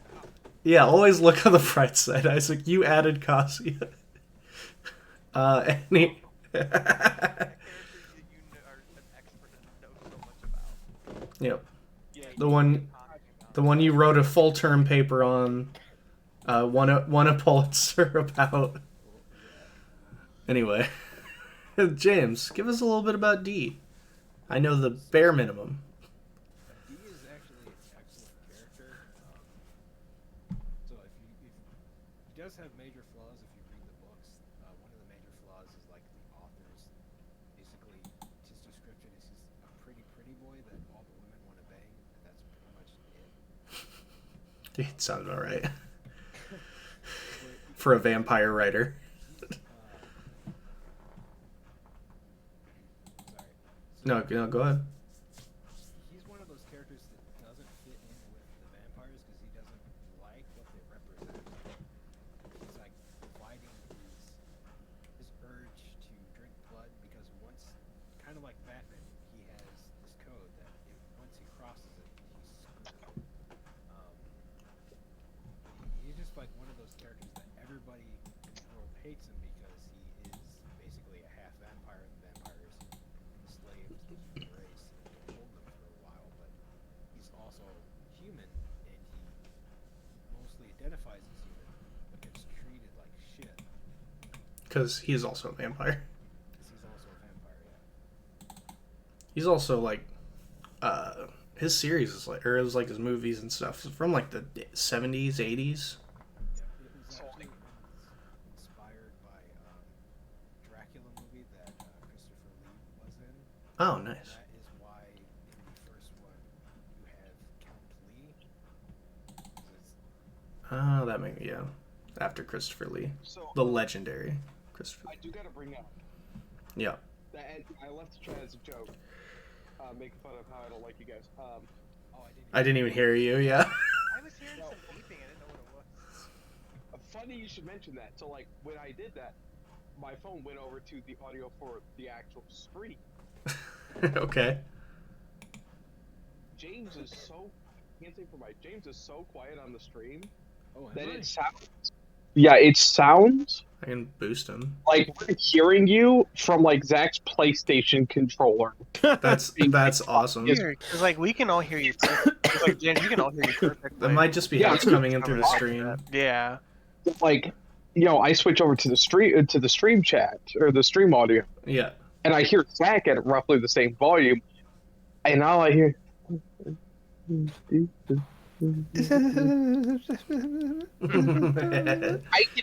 I can technically understand that someone is talking. I might be able to pin out that they're speaking English. I could not think of anything else about it. I That amped him sucks. as pretty high, so he should be good now. Or maybe Am I it's too well, loud, I'm coming not in sure. all right? Hello. Hello. Hello. Hello. Can you hear me, or am I still? Isaac. Alright. Blacktop. I don't know Oh. why my Did he mic leave? volume should be. Again? Yeah, he left to I think To check check, to see yeah. how well. Okay. Because I amped the audio, so it should be Is- okay. I've noticed too that in some of my streams, my audio for my mic is just it's not what it was. Hmm. Everyone's I'm at the not right sure. point. Okay, we're Hell good. yeah. Cool. Like I get Mike and James perfectly. All right, sweet. Cool. Man, only 1 hour and 43 minutes into the stream. Into We the gotta stream. pick. That's All cool. right. You would have been able, you guys were there. Yeah. You had to be I mean- here. You had to be here to understand.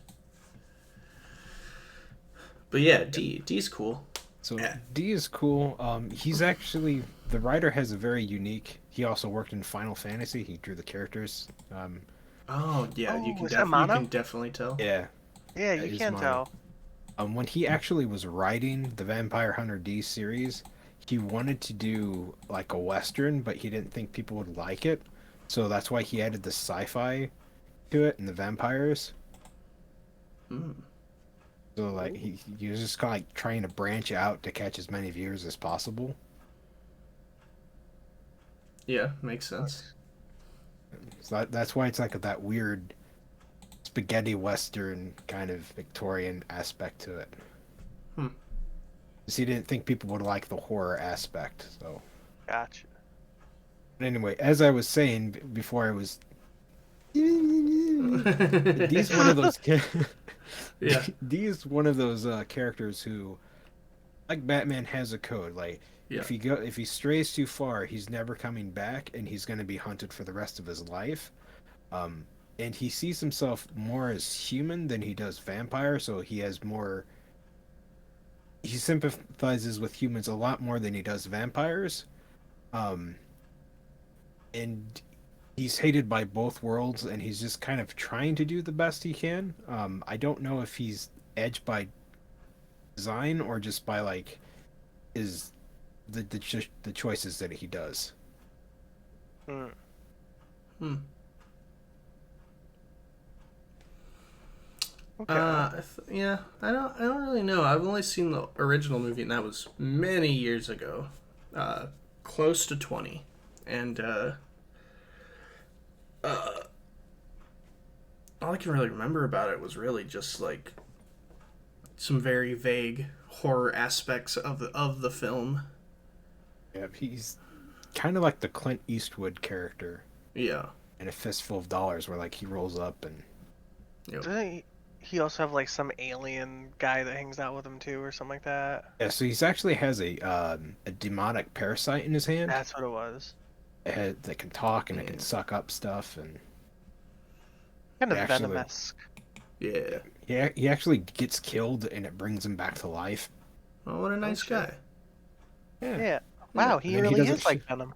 He really- And then he doesn't shut up in the second movie the whole time. Nice. Oh damn. So what makes him like I guess edgy? Is it more so stylistically or? It's more Style- stylistic. Yeah, It's a more very stylistic. just seeing the movie. It's a Gotcha. very edgy film, but like Yeah, but it's he more does because it has look a super hardcore goth theme. Yeah, I actually super like dig his design for the goth theme, like the long black hair and Yeah. the witch hat. I don't know, like if you didn't have that part, like the rest of his look is horrifically edgy. Yeah, Yep, the super there's slender armor cape. The second movie, one of my Goth. favorite parts is he's running up like on this hill, and there's some other hunters there, and they shoot a crossbow at him, and he catches the arrow before it hits him, and his horse rears up, and his cape flaps out like bat wings, and he just snaps the arrow in half. Hell that's pretty, yeah, That's pretty awesome. It's pretty fucking sounds- metal, bro. too dope to be edgy, man. But edgy can be Fucking dope. cool. I know, but it just sounds fucking cool. And then we gotta talk about Riku. Oh man, I could write novels on this. I had to pick his 2 design. With Is his he Ah, with his the two- baggy pants. Okay, his but- zipper slightly open. no. Pure edgelord Riku though is in the weird kilty skirt and the black heartless. Oh, fucking the armor. black heartless armor from the first game. That is the edgy Riku look.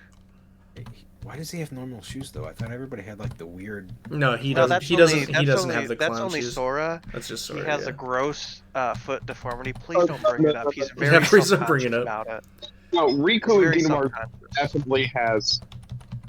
Riku Okay. and Kingdom Hearts Ah. definitely does have mouse shoes. That is pure edge. Riku. What the hell is? It's his heart. What's That's that his, first picture of him? Like we. what was the first That's picture? his official art. That's from the game. That's yeah. his official art. Yeah. That's his official art. That's from like God, the is- start, the big cutscene of this. Oh Oh. yeah, and let's not Oh, we forget gotta talk when about- he's in the no, organization. Yeah. 13. No, we're wrong. It's easily his design from 358 That's- days. That's probably the edgiest design, but he's at his edgiest 8 over in 2 that days. other good. Yeah, when he wears when he's got the Trench coat and the- I. and the eye And band eye- for some reason. He wears it for no he trying reason. to- He's No, totally Go fine. to the bottom right one. That's actually his character model. No, to the right. This one. No, the one that's just on a blank background. Oh, Go up one. The one right One. to the right of right there. That one. This creative. Yeah, that one. yeah. He's even looking down and looking real sad. He does the An whole emo game. looking. Yep. He's posing Oh. for his album cover. So mind you, so Riku, okay, so I'm trying to remember exactly how his storyline goes, but basically, like, I never noticed those zippers are like nobody symbols. so Riku is such a good example of what bad edge that's just kind of made to appeal to like a certain demographic of teenagers and preteens looks like. Yeah. Like he's like the rest of these examples have been like, aside from maybe ones like Sasuke and stuff, they've been edgy, but a lot of them been edgy kind of looking at more of an older, like young adult, early 20s audience and stuff. So yeah. Gen Z. This though, Yeah. this was primed at like 13 to 15 like, or 10 to 15-year-old boys who Yeah. were discovering like What was their that favorite edgy- emo band? yeah. I cannot confirm or deny if I was in this group, but I'd say He- right now, like I was 100% in this group. I thought it was cool as shit. You thought Linkin But- Park wasn't cool enough for you, or was too lame. You were more you were into better series. Like Oh no, I so- was a huge Linkin Park fan. I was too. I think I might have even, I don't think I ever made one that I posted, but I'm pretty sure because I used to make Kingdom Hearts music videos, and I'm pretty Nice. sure I've experimented in my younger days with a Linkin Park Kingdom Hearts music video. Let's go. It's very much like a Naruto one, but he so James, because I take it you haven't played it, you don't seem very familiar with it.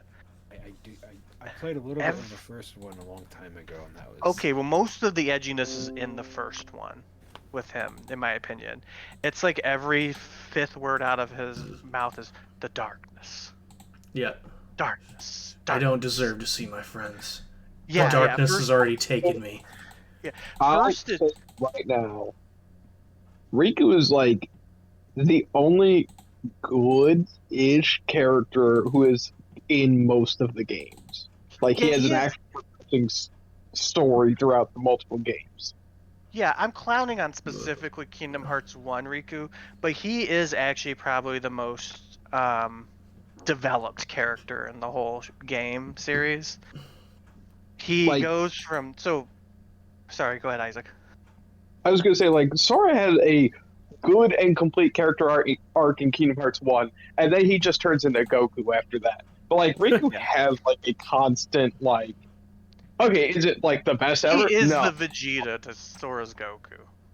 But, like, Riku is, like, from the get-go, immediately, like, repentant, and is, like, constantly struggling to try to, like, be a better person, and, like, all this kind of shit, and, like, a lot of his stuff is him kind of like, oh, I don't deserve to be happy. And yes, it's egregiously edgy, Yeah. 100%. But like, it's consistent and it's progress. Like he actually continually develops realistically.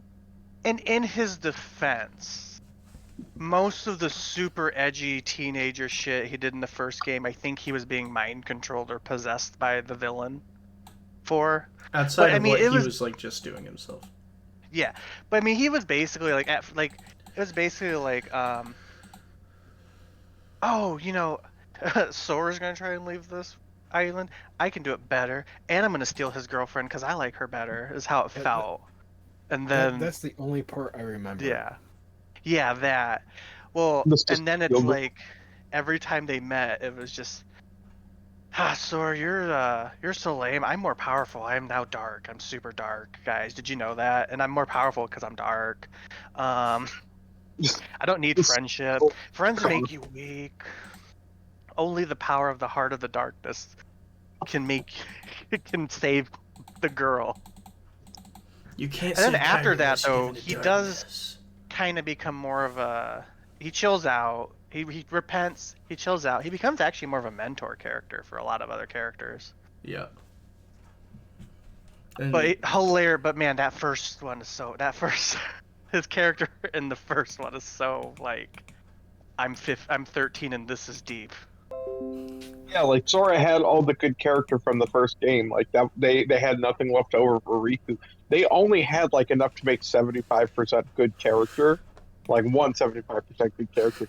And like Riku took it for like every subsequent mainline story. Yeah. We also didn't even talk about like even the most edgy character. I wanted to just talk about the more popular one. Like honestly, the most edgy character is Vanitas. I do actually have to duck out of the chat though because I need to get ready for bed. Oh, okay. Alright. We'll, Have a we'll good talk to you night. later. Catch you later. Bye. Yeah, so this is Vanitas. He's basically Dark Sora. Yeah. Um, Hell yeah, he is. that's God, what is the name of his key? His Keyblade is also edgy. I just can't remember. Is it the? Key... No, not the No, it's Keyblade. not That's the Keyblade. God, that was so dumb. yeah, it is dumb. If you just go into the his Void thing- Gear. Oh That's god. what it's called. The Void Gear. It's got like eyes in it. And he's probably the most edgy, but I wanted to talk about Riku. I mean, we could really spend a whole video on just the edginess of so many of Kingdom Hearts' characters. Anyone who's in Organization 13, when they're in Yeah. Organization 13, like Roxas with the Oath Keeper and the Oathbreaker and Oathbreaker and Oathkeeper? The Oblivion. Oblivion and Oathkeeper. Yeah. To be fair, the Oathkeeper's my favorite. Oh yeah, Um, Oathkeeper's. So here, obviously, we had to talk about Shadow the Hedgehog. Yeah. I mean, like, instantly the most famous of the edgy characters, pretty much. Period. Like, It's him and Sasuke. it's Pretty yeah, much. it's him and Sasuke. True. 'Cause I went to Sasuke before I ever thought about Sonic or Shadow, but I'm also have never been a big Sonic the Hedgehog person. I absolutely was, and I was in the perfect timing to be checking out some good old Shadow the Hedgehog, my jam, and the OCs, but can't really compare to Infinite, the best character. Yeah. So Shadow's backstory is also pretty garbage. Is he a clone? Is he dead? I don't know. That's pretty much how all of his game ends. The answer is It to changes. every single game he's in. He thinks he's either dead or he's a clone or if he's the real one or something. And the answer every single time is no. But like nothing else.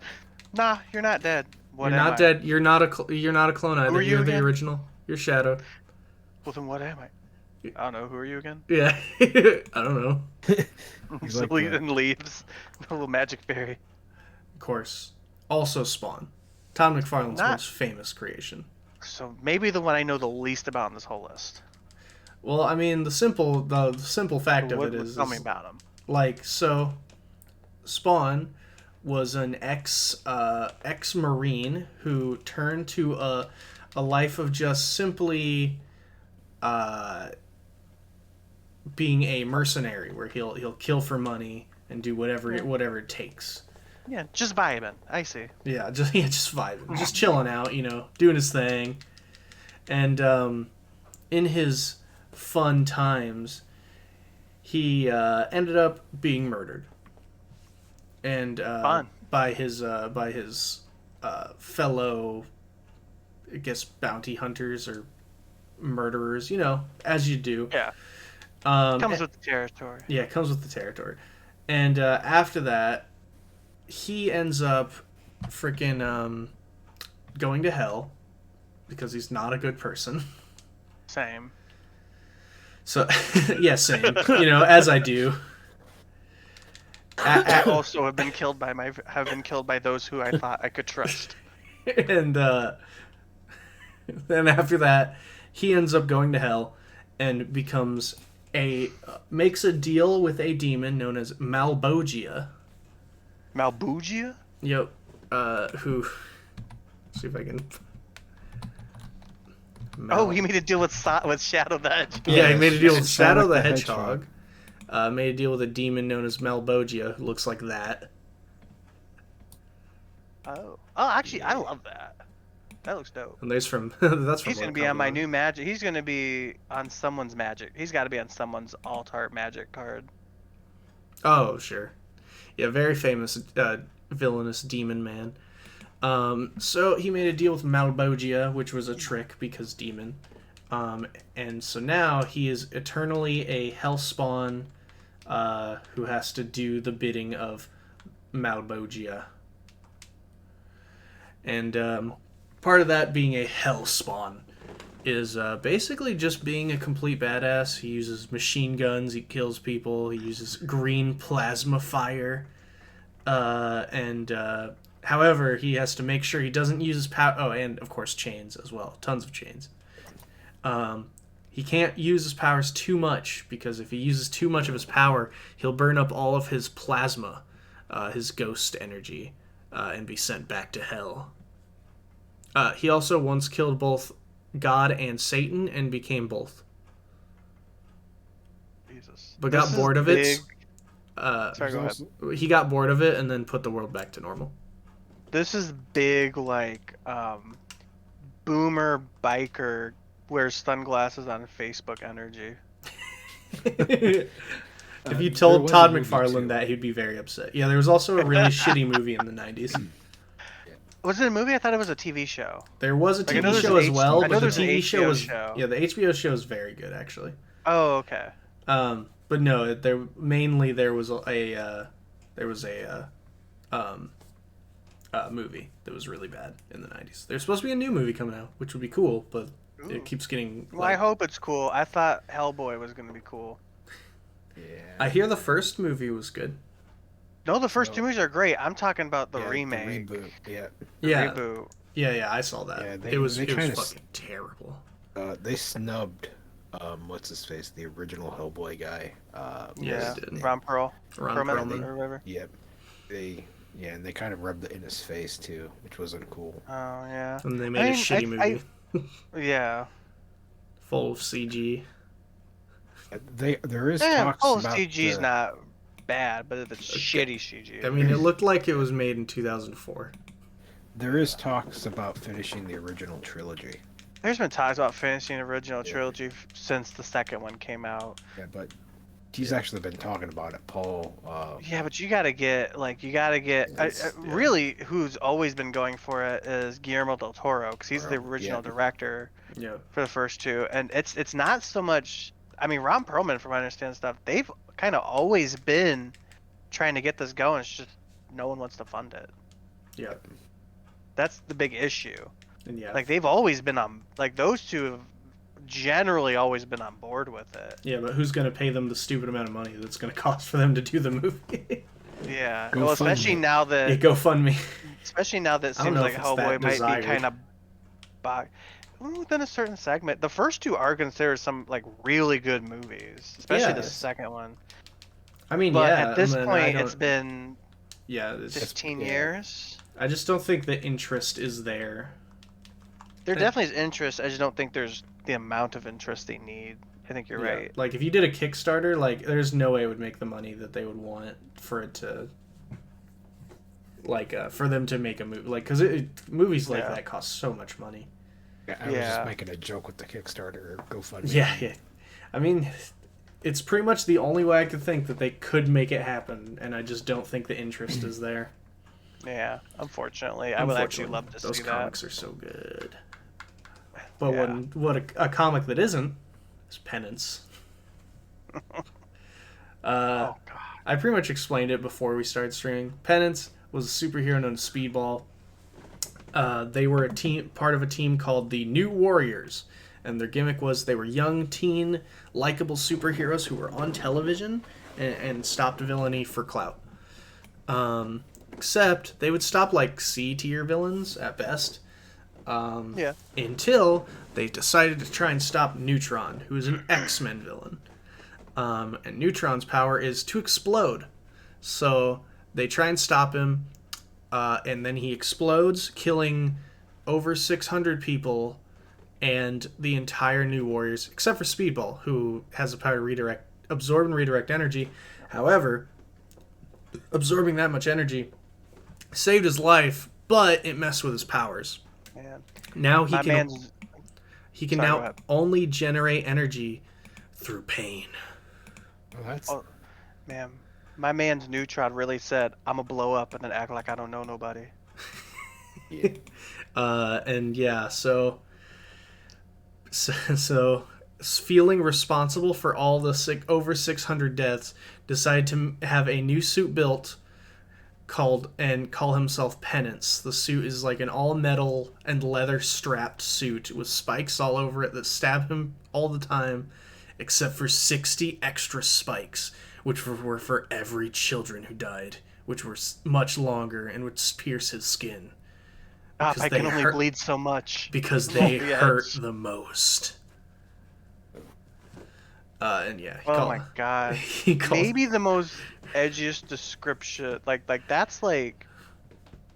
That feels like the kind of description where if you asked me and some of the other guys to just come up with a shitty edgy character to be funny, that would be what. By the way, this is Speedball. that was him before he became Penance. This is a great holy shit. This is like kind of I think a great example of. It's not necessarily a bad thing to change a character up. Yeah. But you shouldn't go too far, or you should at least understand what you're doing with it a little better, I think. Yeah, no, Penance. Like, maybe make a character up for this instead of taking an established. You know what I'm saying? Yeah. Hold on, I want to see if I can at least find the scene from the Squirrel Girl comic. Yeah. Okay. So, Squirrel Girl was a really big fan of Speedball. So when he finally met him and he was now Penance, basically she just makes fun of him because he's a loser. I mean, yeah. Is this the Squirrel Girl that was made by the lady who did what was that show? Ian Puppy Cat? Did she make? I have no clue. Did she make Squirrel Girl? I don't think she did. She did something with it. Oh, she might have made a comic. Yeah. Yeah. So she just doesn't like him anymore. Oh yeah, he also made P-Cat, which is Penance cat. It's his cat in a little Iron Maiden box. Like something else. Yep, there it is. Can I see P-Cat? Yeah, he's right here. It's P-Cat. He's a cat in a little Iron Maiden. Oh my god. See, I almost feel like, you know, I don't know if they've done this since. Obviously, they do it here with Squirrel Girl. Yeah. I feel like they should really run with Penance and make him just really fucking goofy since he's about that point. I mean, yeah, I would say that's pretty much what the time he met Squirrel Girl was about, but it was only like one issue. But I mean, give him like a series where it's just him being so over the top, and that's the point. But I told everyone what I did. Hey, Iron Man killed like a UN ambassador while he was drunk on TV, and now he's running S.H.I.E.L.D. You just don't get it, do you? Penance, man, the self-punishment. It's the connections. You gotta fail upward, dude. Oh yeah, I forgot. That's what he points out. This self-punishment thing, it's too deep for you to see. I'm deep now, and that means I do deep stuff like this and this and this. I feel like he should be like a almost kind of like a joke character. He is now. When he came back, a self-commentary type thing. Yeah, that's kind of what I meant with that. Yeah, I don't see them giving him a series or bringing it back at all. I mean, like a bit, but like I think he actually came back just as Speedball again. Like him and Squirrel Girl even dated, but I don't know if that was after Penance or before. Yeah, no, there's the new Warriors. So yeah, I guess yeah. It could also just be a rebooted timeline type deal. Yeah. So no, his Penance just didn't happen anymore, which is fine. We don't need Penance. Should have put Penance in the Great Lakes Avengers. That's where the Squirrel Girl comic takes place, actually. I know. I was just thinking, just having him just. Dude, the leader of the Great Lakes Avengers, Immortal Man, is in She-Hulk. Oh, dude. I was so happy. I'm just saying because they're ostensibly Mr. a comedy Immortal, team, and just having Penance just be Penance. Like, Oh, yeah. don't even make him funny. Don't Yeah. even try to make him funny. Just have whoever writes Penance usually make him be Penance. Yeah, yeah. You I know, want the him as role. serious as possible With while the rest of the Great Lakes Adventures. Adventures. So we have two more. From from You know you know who this be. from No, I from don't know. I've never Future never seen Diary. the series. Oh, so Good. she is a She's lot the- of edges here. She's from a series that's all edge. yeah. That's why I recommended her for this. Also, I mean, little sausage party we have on a little male heavy. Yeah, Throw a girl in, token absolutely. female. I couldn't include many comic book characters because comic book Edge is for women is very different, and I can't include it on stream. Yeah, I know what you mean. So James, you don't know much about this. It's called Future Diary. So Do you? no, I don't. I don't know much about it. From the little trailers I've seen, like there's a cell phone or something they get messages Yeah. So this was another one I watched in my shitball, like kind of more late teenager. This is edgy and deep enough for me. It's This one it's a actually is death like that, battle though. game. It's Ah. actually got a little more. Yeah, it isn't. It's a death game, yeah. That's like It's a death game. Yeah. It's so in this case the death game is God exists. Just right there, God exists. They call him Deus. And God is best friends with like 13 people. And he decides, you know what? I'm not feeling being God anymore. So I'm gonna have a death game to God. figure out who my successor will be.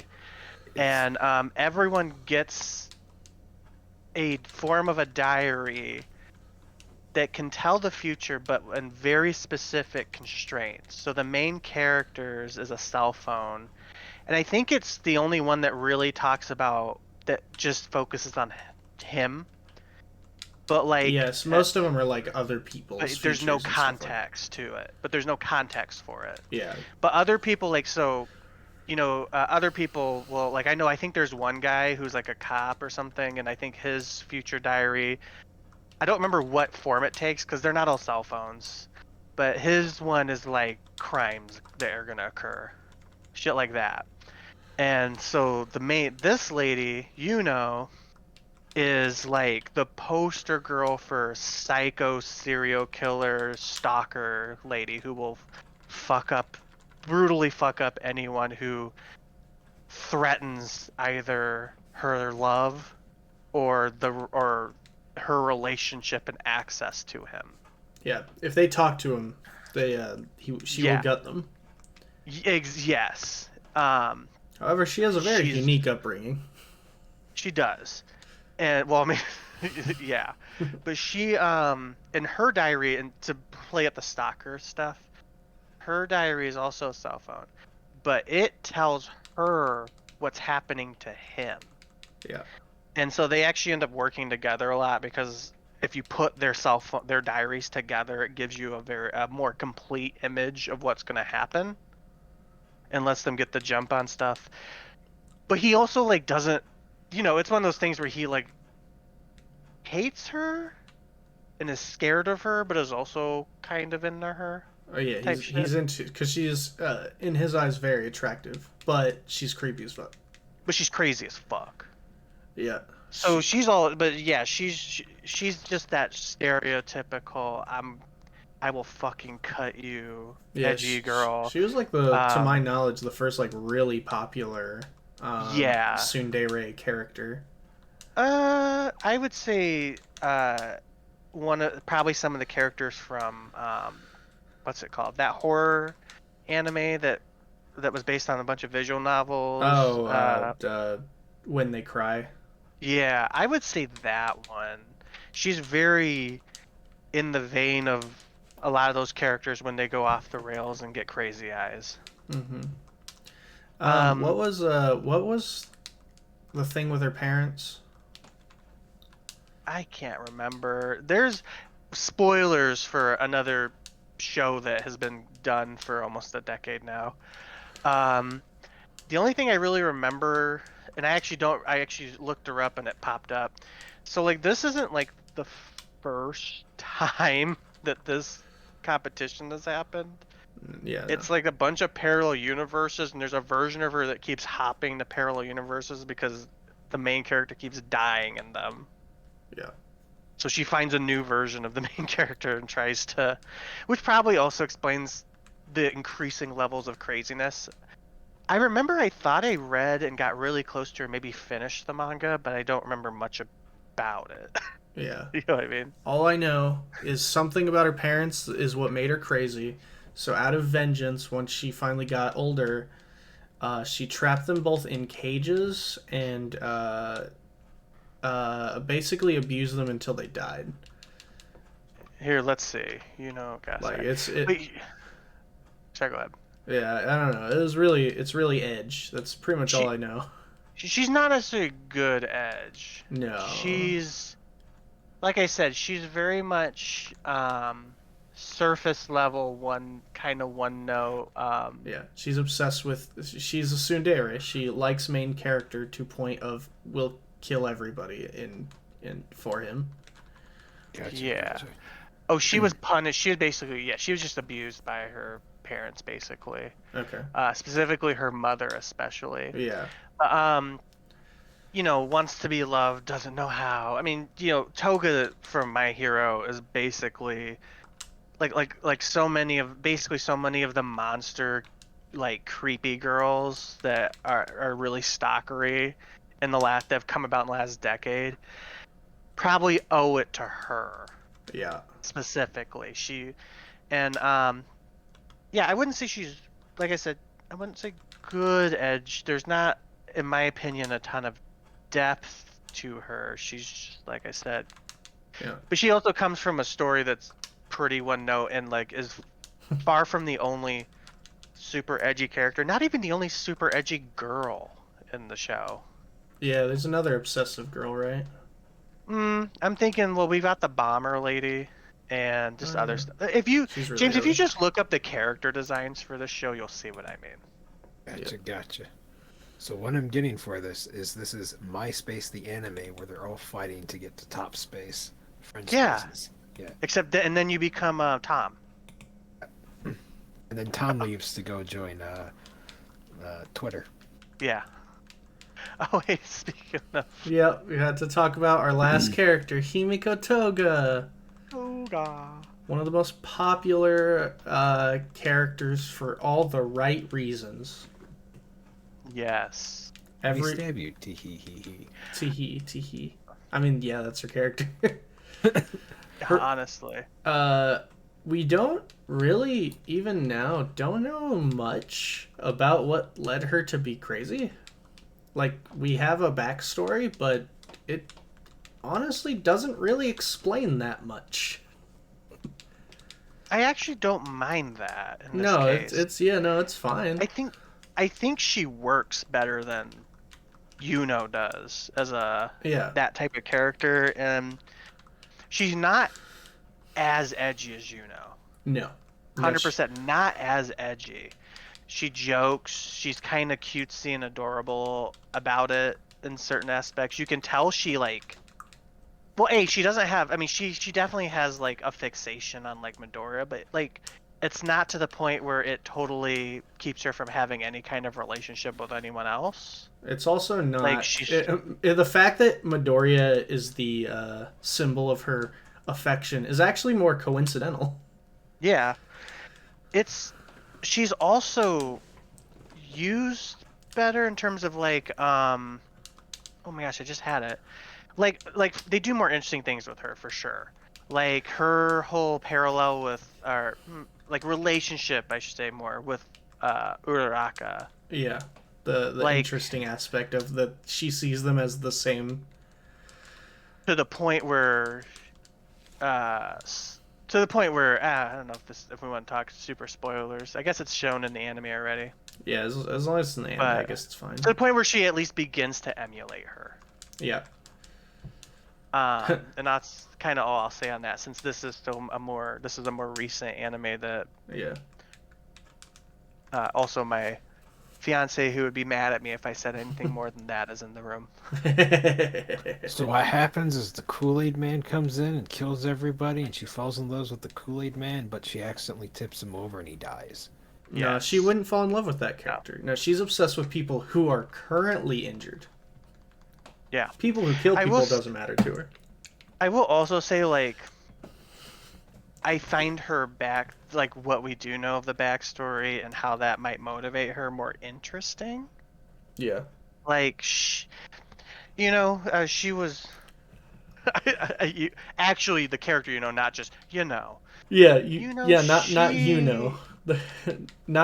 it's but a very, like, I don't know, straightforward, like, yeah, I can see how this would happen, but it's also, there's something more interesting about the idea that Toga's quirk and the way that it manifests makes her more likely to be like this. Yeah. The fact that her That quirk is she's, she has to drink people's blood to gain abilities. yeah, like that it's like it's that nature versus nurture where is much more of a nurture issue. But with the way quirks and stuff are played through, it puts like a cool twist on like a nature one, because it is boring when it's just like, oh, they were just born evil because that was in their genes. But like the idea of like she was born with a really kind of weird and freaky quirk that makes her more likely to end up the way she does. And I think that also makes her not quite as edgy, like not in a bad way at least. Right. It just feels like there's more. She's definitely more three-dimensional, and they put more thought was put into her as a character, which makes sense. He's the guy who does My Hero's really good at character design and concepts. Yes. This is true. Now writing them all the way through and keeping up on them, No, he's perfect at that. He's in fact he's a god. He's perfect. he's God. Yeah. It's all right. I don't think he would say that, so it's okay. Sorry, I was really talking a lot on this one, and I wasn't even my pick. Yeah, Zach, any input? No, that's pretty much it. I mean, like, definitely a character who like doesn't really have a lot of reason to be crazy, or edgy, and like still is, but in a way that feels natural. Like her abilities make it clear that she had a chance of going crazy, or at least being villainous in some way, but then she kind of let that happen and let how other people felt about her affect her more. She has a life outside of like her fixation. Yeah, it's true. She Like, seems to show interest in other twice in other people. mostly like I mean, they're her friends on the villain team, and I feel like a lot of edgy characters. That's one thing I think that sets her apart. A lot of edgy characters just don't have friends. Yeah, it's true. There's a lot of loners when it comes to edge. She managed to be edgy, but not only is she have friends, she craves, like, she doesn't like to be lonely, and not like, because all of them are like, I don't like to be lonely on the inside, but I can't let anyone in. Like, no, she seeks out, and like she's actually can be perfectly like nice and friendly and like kind of a normal person to people that she likes and are on her wavelength. Yep.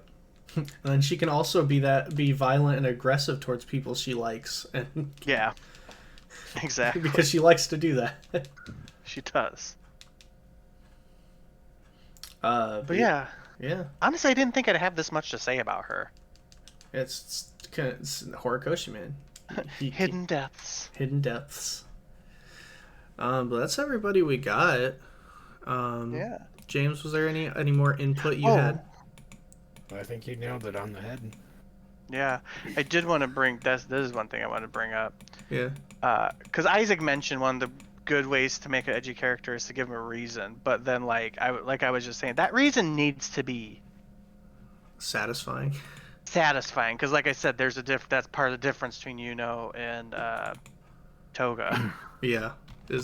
Toga's is. It's like the kind of mostly lack of it is more interesting than the extremely edgy part of it that has. Well, and on paper, like, sounds like a more established reason to be super edgy, Yeah. but the way it's kind of brought up and the different aspects of the story around it makes Togas feel more both unique and natural. Yeah. Well, then I guess we can finish up there, then, guys. Cause Yeah. it was fun talking, and of course the stream was good. We talked about shitty characters and not as shitty characters, Yeah. but all Edge. All Edge. Check out Dreadbread's Twitch, twitch.tv/Dreadbread. Is it all one word, or is there like an underscore? There's an underscore, so it's Okay, Dread, Dread DREDD underscore bread, like Edge Dread, but with bread. yeah. You could also just look up Dreadbread on, just in the Googles, you'll find him. Thankfully, Yep. not a lot of people use that name. You won't find us if you just search Garbage Gang, because there's a Garbage Pail Kid card with that name. Garbage Gang. And there's also that really bad rapper guy that I found that I one don't think time he. by accident. Yeah, I found a few others, but like everyone has less followers and less videos, so I'm okay with that. Yeah, it's fine. Because we're number one. We're number one. So with that, Number guys, one garbage. as always, don't forget to stay lucky. We'll see you at the next one. Bye, guys. Bye. Bye.